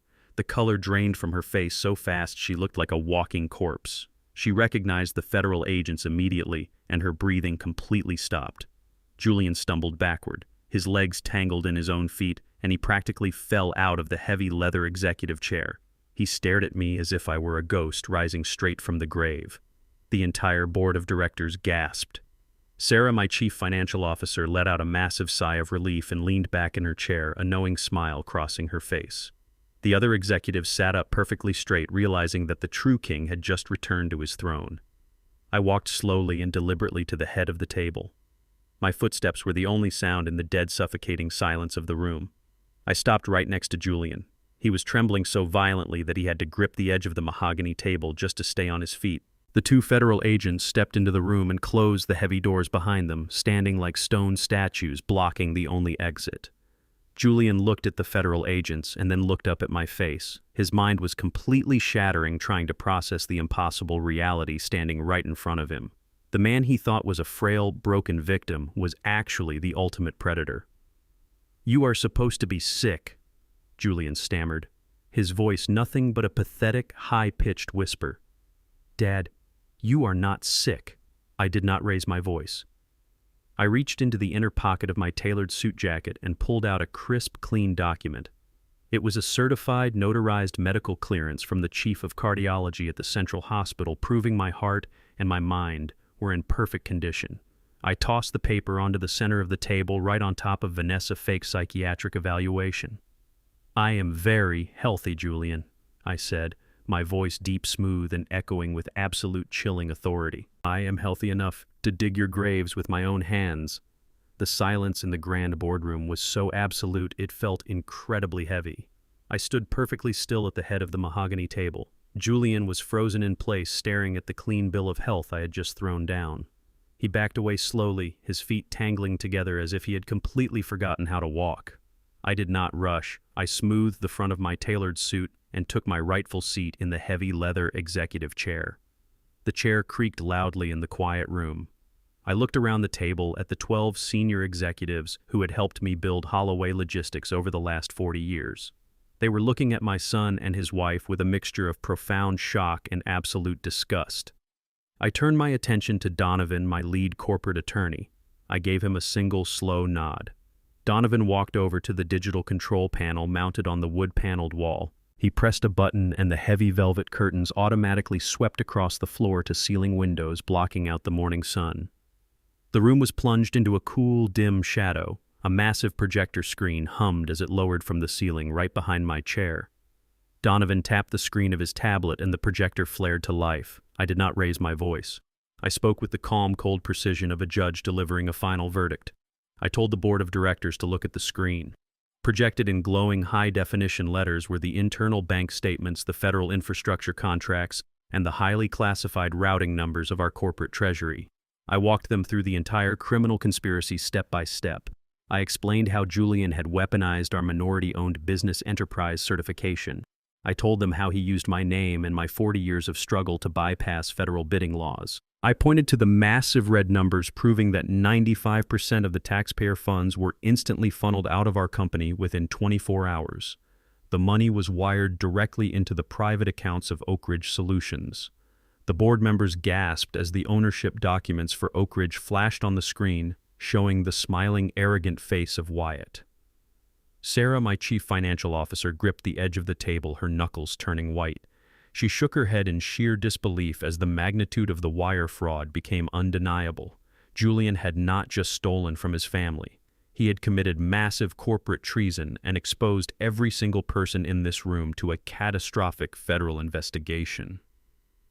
Vanessa tried to shrink away from the glaring light of the projector. She looked frantically at the two federal agents standing like statues blocking the boardroom doors. She knew the walls were rapidly closing in, but parasites will always try to lie their way out of a trap. She opened her mouth, her lips trembling, trying to formulate a pathetic excuse, claiming she knew nothing about the contracts. I did not let her speak a single word. I reached into the inner pocket of my suit jacket and pulled out a thick, heavy envelope.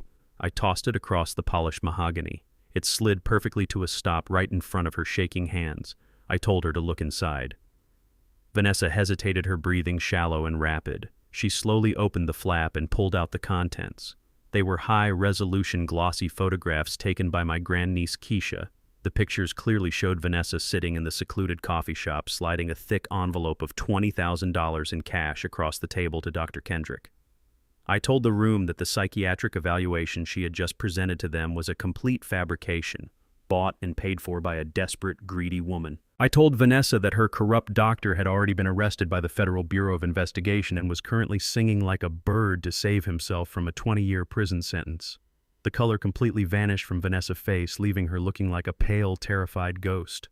Her arrogant high society mask shattered into a million unfixable pieces.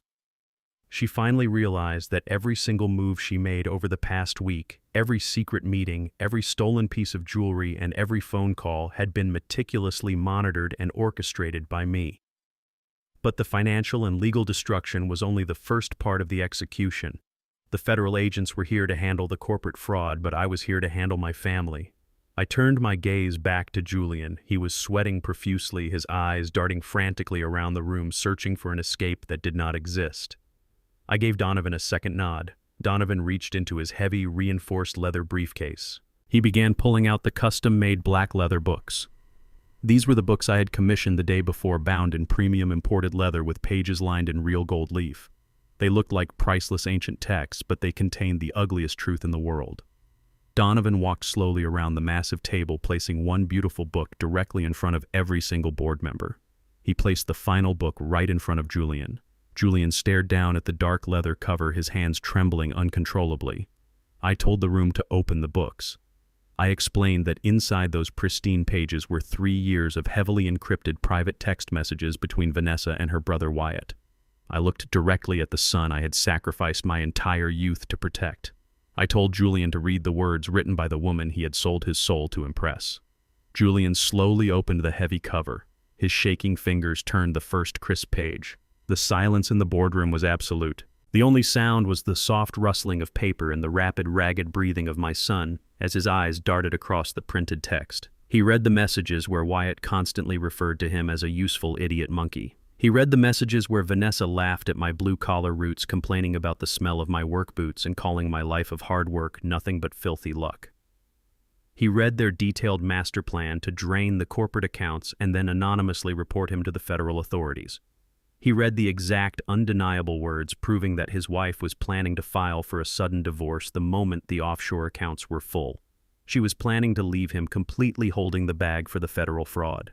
He saw the laughing emojis she sent when Wyatt joked about how easy it was to manipulate a stupid black man who was desperate to be accepted by a privileged white family. The illusion Julian had built his entire adult life upon was completely, violently eradicated. He read the absolute proof that he was never a respected husband or an equal partner. He was just a disposable tool holding the door open to the vault. He had betrayed the father who loved him, he had betrayed the race that birthed him, and he had betrayed the legacy that fed him. He had given up everything just for a seat at a table where he was considered nothing more than an animal serving the main course. Julian let out a sound that will echo in my mind forever. It was not a normal cry or a simple scream. It was a hollow, guttural sob tearing from the very bottom of his chest. It was the sound of a man whose entire universe had just collapsed into a pile of worthless dust. His legs gave out completely. He dropped to his knees on the floor of the boardroom right in front of the executives and the federal agents. He buried his face in his trembling hands and wept with a pathetic, agonizing despair. His world was entirely gone, and he had no one to blame but himself. The room was heavy with the sound of my son weeping on the floor. He had just read the absolute truth about his marriage. He had read the racist venom his wife and her brother had spewed behind his back. The boardroom of Holloway Logistics was completely paralyzed by the sheer magnitude of the betrayal. 12 of my most trusted senior executives sat frozen in their leather chairs. They watched the arrogant boy who had tried to steal my empire completely fall apart.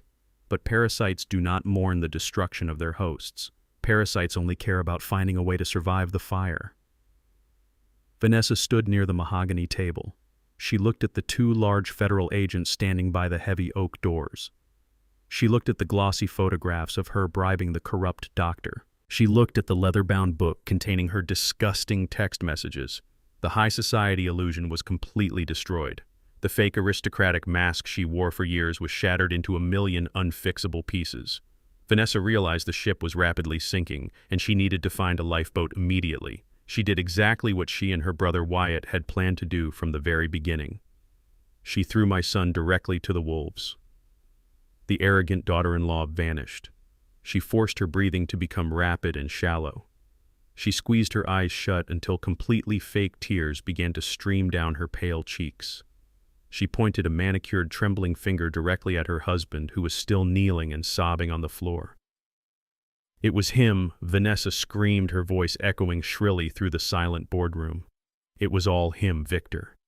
You have to believe me. I had absolutely nothing to do with stealing the government money. He is a monster behind closed doors.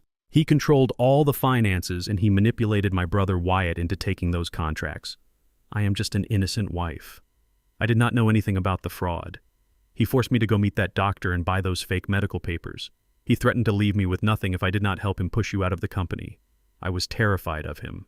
It was a masterclass in manipulation and deceit. She was actively trying to rewrite reality in front of a room full of people who had just read her own words." Sarah, my chief financial officer, looked physically sickened by the display. The executives stared at Vanessa with pure, unadulterated disgust. Julian slowly lifted his head from the carpet. His eyes were red and swollen. He looked at the woman he had destroyed his entire life for. He looked at the woman who had mocked his race and constantly pushed him to demand more power. And now, she was throwing him directly into a federal prison without a second thought, just to save her own skin. Julian opened his mouth to defend himself, but no words came out. He was completely emotionally devastated. He just let out a hollow, broken gasp and lowered his head back down. The rats were finally biting each other in the dark. I sat in my heavy leather chair at the head of the table. I did not raise my voice. I did not argue with her ridiculous lies. I just watched her perform, waiting for the final curtain to fall. I gave a slight, almost imperceptible nod to my lead attorney, Donovan. Donovan stepped out of the shadows. He did not smile. He executes his duties with the cold, mechanical precision of an executioner swinging a very heavy axe.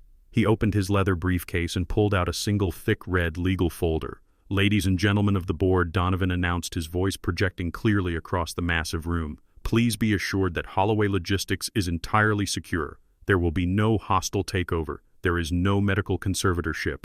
The fraudulent claims have been neutralized. Furthermore, we have already executed a massive restructuring of the executive hierarchy to completely purge the corruption from this building."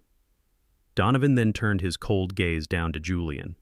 "Julian," Donovan said firmly, "I have here the fully notarized and legally binding document you eagerly signed yesterday afternoon in the hotel conference room." Julian blinked, his shattered mind trying to process the words. He stammered, saying he just signed a standard legal representation authorization so Donovan could protect him from the federal subpoena. He said he needed the company to shield him. "It was not a protection authorization," Donovan stated, pulling the crisp white pages from the red folder and dropping them onto the mahogany table right in front of Julian. "You signed a comprehensive, unconditional letter of resignation. You voluntarily relinquished your title as Chief Executive Officer. Furthermore, you signed a legally binding admission of solitary financial and criminal responsibility. You officially declared under penalty of perjury that every single fraudulent minority contract and every stolen federal dollar was executed entirely by you as a rogue individual. As of yesterday, you are no longer employed by this corporation in any capacity, and you have entirely stripped yourself of all corporate legal protections.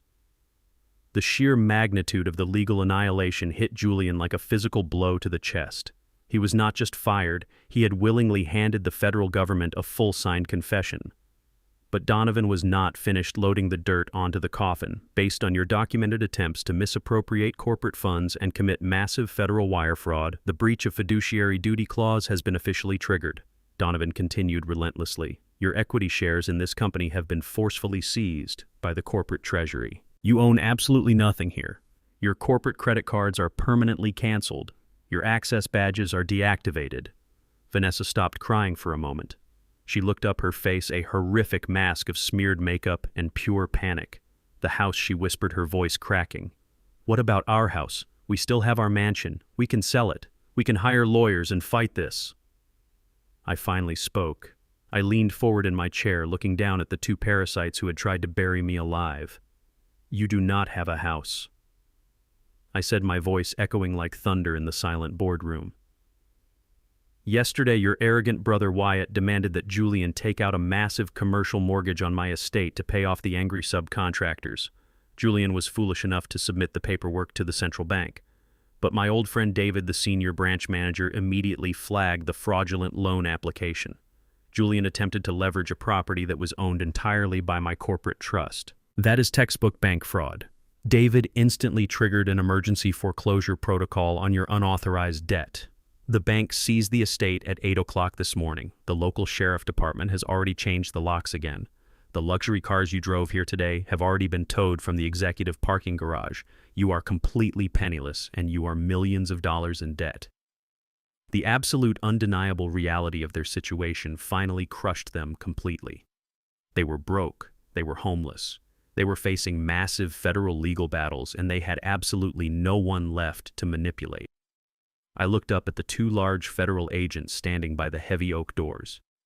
Gentlemen, I said smoothly, the corporate transition is complete.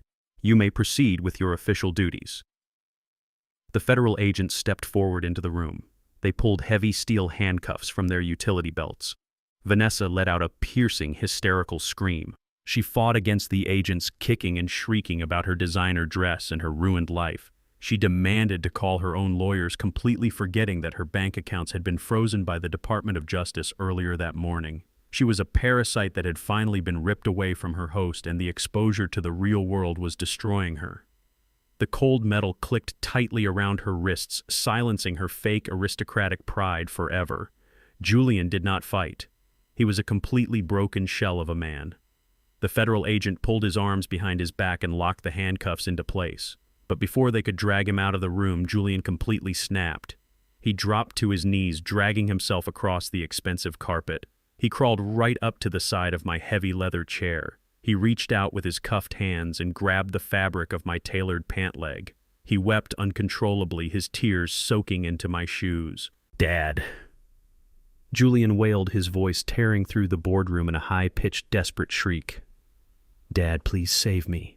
Please do not let them take me to prison. I am so sorry. I made a mistake. I was confused. Vanessa manipulated me. Wyatt manipulated me. I did not mean any of it. Please, Dad, I am your son. You have to save me. He buried his face into my leg, begging for the mercy he had ruthlessly denied me when I was standing in my own living room struggling to breathe. He thought my heart was still soft enough to save him. He thought the decades of history we shared would act as a shield against the consequences of his absolute evil. I built this company from a single rusted garbage truck. I fought for 40 years to secure a legacy for my bloodline. I endured the disrespect of a society that wanted to see me fail just so Julian would never have to struggle. And he took that legacy and handed it to a family that called him a monkey behind his back. The absolute tragedy of his weakness was overwhelming, but it was no longer my burden to carry. I looked down at the top of his head. I did not feel a single ounce of anger. I did not feel sorrow. The space in my heart where my son used to live had completely scarred over. I slowly reached down and firmly grabbed his trembling shoulders. I pushed him away and smoothly pulled my leg back, creating a hard physical distance between us. Julian looked up at me. His eyes were wide, bloodshot, and filled with a terror he had never known in his pampered, privileged life. I looked him dead in the eyes, ensuring my words would be burned into his memory for the rest of his miserable existence in a concrete cell. That afternoon in my living room, when I asked for a glass of water and a place to sit, I said, my voice perfectly calm and completely devoid of any human warmth, "Your wife looked at me in absolute disgust, and she told you to throw this sick old man out on the street. And you stood there in perfect silence and watched me walk away." I paused, letting the heavy, suffocating silence of the boardroom wrap around his weeping face. "Today I throw you both in jail." I turned my chair away from him. I looked back at the federal agents and gave them a final nod. They grabbed Julian and Vanessa by the arms and dragged them backward out of the boardroom. The heavy oak doors slammed shut behind them, cutting off their pathetic cries and leaving my empire completely clean, completely silent, and entirely mine. 1 month is a very strange measure of time. When you are building an empire from the dirt up, a month feels like a fleeting second. But when you are falling from the absolute top of the world down to the brutal concrete bottom, a single month feels like an agonizing, endless eternity.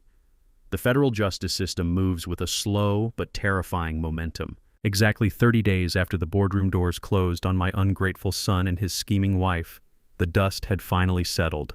The sensational news articles about the Holloway Logistics corporate scandal had slowly faded from the front pages, leaving behind nothing but the cold, hard reality of consequence.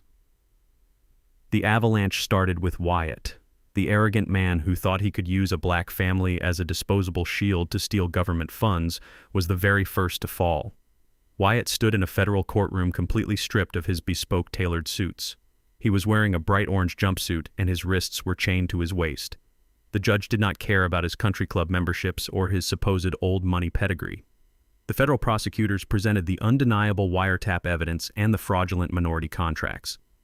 Wyatt was handed a 15-year sentence in a maximum security federal penitentiary without the possibility of early parole. His company was permanently dissolved, and his precious high society reputation was buried deep in the dirt forever. Julian and Vanessa were completely destroyed by the fallout because Julian had signed that document taking sole responsibility, and because Vanessa was caught on high-definition video bribing a corrupt doctor. They were facing their own massive criminal trials.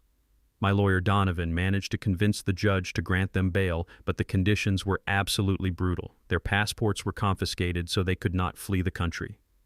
Every single bank account, offshore fund, and hidden asset was seized by the Department of Justice under the Racketeering Act.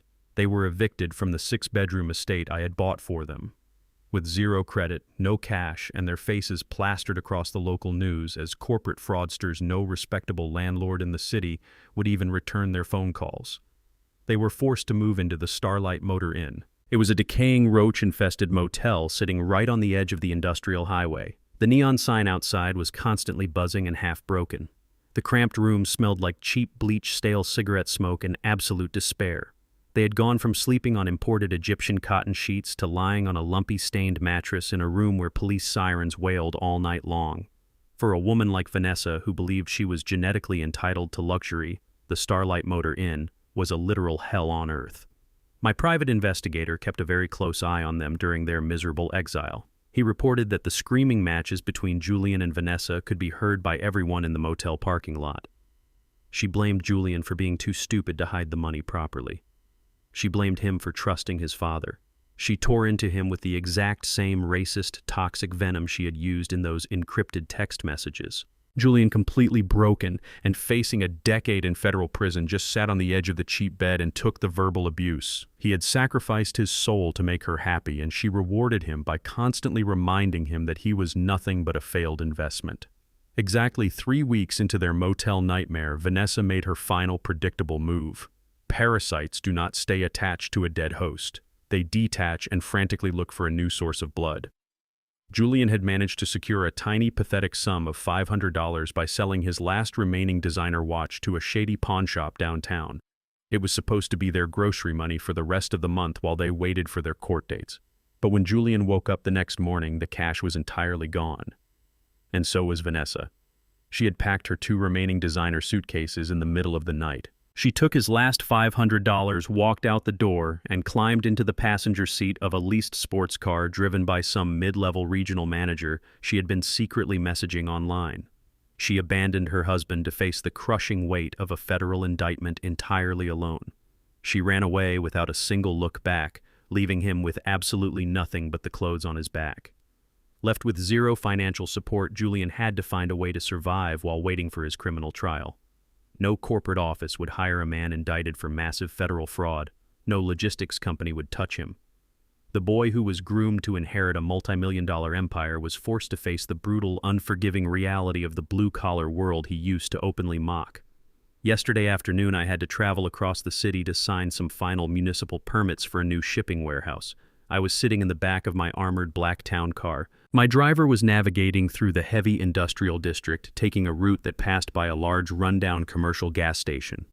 It was a massive fueling station where the 18-wheeler trucks of Holloway Logistics frequently stopped to refuel and grab coffee. I told my driver to pull over and park near the edge of the lot. I did not want to buy anything. I just wanted to observe the world moving around me. Through the heavily tinted bulletproof glass of my vehicle, I saw a man walking out of the public restroom holding a dirty mop and a heavy plastic bucket. He was wearing a faded, oversized blue janitorial uniform.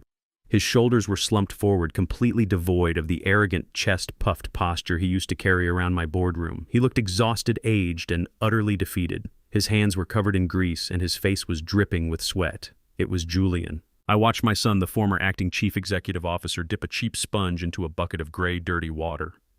I watched him drop to his knees on the rough concrete pavement to scrub a massive oil stain near the diesel pumps. He was doing the exact same kind of back-breaking, filthy labor that I had done 40 years ago to ensure he would never have to touch a mop in his life. The sheer irony of his punishment was staggering. He was working at a gas station where the drivers of my own company trucks threw him spare change for cleaning their windshields. He was literally cleaning up the dirt left behind by the very empire he had tried to steal. I sat in the quiet, climate-controlled comfort of my car. I watched the boy I had raised scraping dirt off the concrete. I thought about the day he shoved me to the marble floor of the bank lobby and told the security guards to throw me out. I thought about the way he laughed when his wealthy white friends called him a useful monkey. I did not feel a sudden surge of vindictive joy. I did not smile at his misery. But I also did not feel a single drop of pity. I did not shed a tear for the broken man scrubbing the pavement. The universe has a very strict accounting system, and the ledger had finally been balanced. He made his choices, and now he was simply paying the bill with the only currency he had left to offer: sweat and humiliation. I tapped the dark glass separating the passenger cabin from the front seat. I quietly told my driver to put the car in gear and take me home. The heavy engine hummed to life, and the town car smoothly pulled out of the parking lot, merging back into the busy city traffic. I did not look back out the window as we drove away.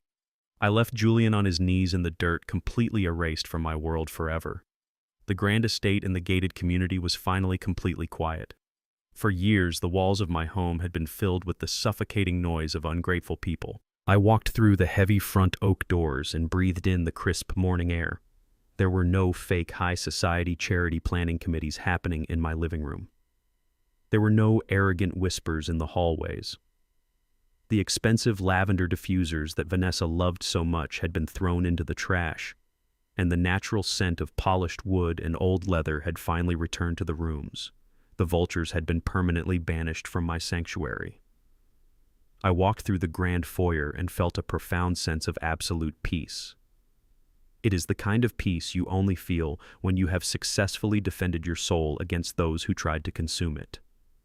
The marble floors reflected the warm sunlight pouring through the floor-to-ceiling windows, and for the first time since my beautiful wife Gloria passed away, this massive house actually felt like a real home. The next morning, I invited my lawyer Donovan back to my private study. We had one final piece of business to conclude. The empire was secure and the parasites were gone, but I needed to ensure the future of the Holloway legacy remained completely untainted. A man who builds a fortress must carefully choose who gets the keys when his time on Earth is finally done. I told Donovan to completely shred the old documents and draft a brand new, irrevocable trust. I was leaving the entirety of my commercial real estate holdings, my personal wealth, and the controlling shares of Holloway Logistics to the only person in my bloodline who had actually retained her humanity and her dignity. My 25-year-old grandniece, Keisha. Keisha had stood by me when I needed someone on the inside. She had planted the digital wiretaps and exposed the horrific racist truth of Vanessa and her brother Wyatt. She had chosen the hard truth over the comfortable illusion of family loyalty. Keisha proved that she possessed the exact same unwavering strength and relentless intelligence that runs deep in our true bloodline. She did not care about designer clothes or country club memberships. She cared about what was right, and she cared about protecting the legacy of her ancestors. I instructed Donovan to attach a strict financial quarantine clause to her inheritance. If Julian or Vanessa ever try to reach out to her for a single dime, they will be met with a concrete wall of federal legal protection. Keisha will take over the logistics empire when I retire. She will run the fleet of 500 trucks with the respect and the fierce dedication that the position demands. But securing the future of my company was only half of my final plan. I am a black man who built a massive corporation from a single rusted garbage truck. I fought for 40 years against a system that was explicitly designed to keep men like me at the very bottom of the economic ladder. The minority-owned business enterprise certification was a badge of honor for me. It was proof that we could overcome systemic barriers and claim our rightful seat at the table. Julian and Wyatt had taken that sacred certification and turned it into a cheap, fraudulent loophole to steal federal taxpayer dollars. They had stained the name of my company with their absolute greed. I needed to wash that stain away permanently. I told Donovan to liquidate $20 million from my private reserve accounts. I did not want to hoard my wealth. I wanted to use it to completely cut off the roots of their deceit and plant something beautiful in its place. We established the Gloria Holloway Foundation for Black Entrepreneurs. I named it after my late wife because she was the woman who gave me the courage to start my first business when we had absolutely nothing but dirt in our pockets. The foundation is designed to provide massive, unencumbered financial grants to young, hardworking black men and women who are trying to build their own legitimate businesses. I want to find the young men who are waking up at 3 in the morning smelling like diesel fuel and sweat, just like I did 40 years ago. I want to give them the capital, the mentorship, and the legal protection they need to thrive in a ruthless corporate world. By funding real, authentic minority businesses, I was ensuring that the fraud Julian committed would be completely erased by a tidal wave of genuine black excellence. We were going to build 100 new empires to replace the one he tried to destroy. With the legal battles completely finished, the trust secured, and the new foundation officially launched, I found myself with no more wars left to fight. The heavy burden of corporate betrayal had been entirely lifted from my shoulders. Late in the evening, I walked into my private study. The room was bathed in the soft golden light of the setting sun. I walked over to the antique globe bar cart that Gloria had bought for me decades ago. I picked up a heavy crystal decanter and poured myself a neat glass of 20-year-old Kentucky bourbon. The sound of the amber liquid splashing against the glass was the only noise in the quiet, peaceful house. I took the glass and walked out through the French doors onto the massive stone patio. The manicured garden stretched out before me, filled with blooming flowers and old oak trees. The air was warm and still. I took a slow sip of the bourbon, letting the familiar burn settle deep in my chest. I thought about the incredible journey of my life. I thought about the rusted trucks, the endless nights of labor, and the staggering heights of success. I thought about Julian scrubbing the filthy pavement at the gas station entirely erased from my world. I did not feel sorrow. I felt the quiet, absolute satisfaction of a life well lived and a legacy successfully protected. I took another sip of my bourbon, looking out at the horizon, knowing that the storm was permanently over. Loyalty is not inherited, it is earned, and betrayal is a debt that always comes due. I spent decades building an empire to shield my son from the harsh realities of the world, only to watch him sell his soul and his heritage for a seat at a table where he was nothing but a disposable pawn. They mistook my silence for weakness and my age for obsolescence. But true power does not roar. It observes, it plans, and it strikes with absolute precision. Never compromise your dignity for those who view your existence as a transaction. When the wolves come for your legacy, do not bleed for them. Let them starve. If this story resonated with you and you believe in protecting your peace and demanding the respect you deserve, please let me know your thoughts in the comments section below. Hit the like button and subscribe to the channel for more stories about uncovering the truth, standing your ground, and walking away from those who do not value your worth. Thank you for listening.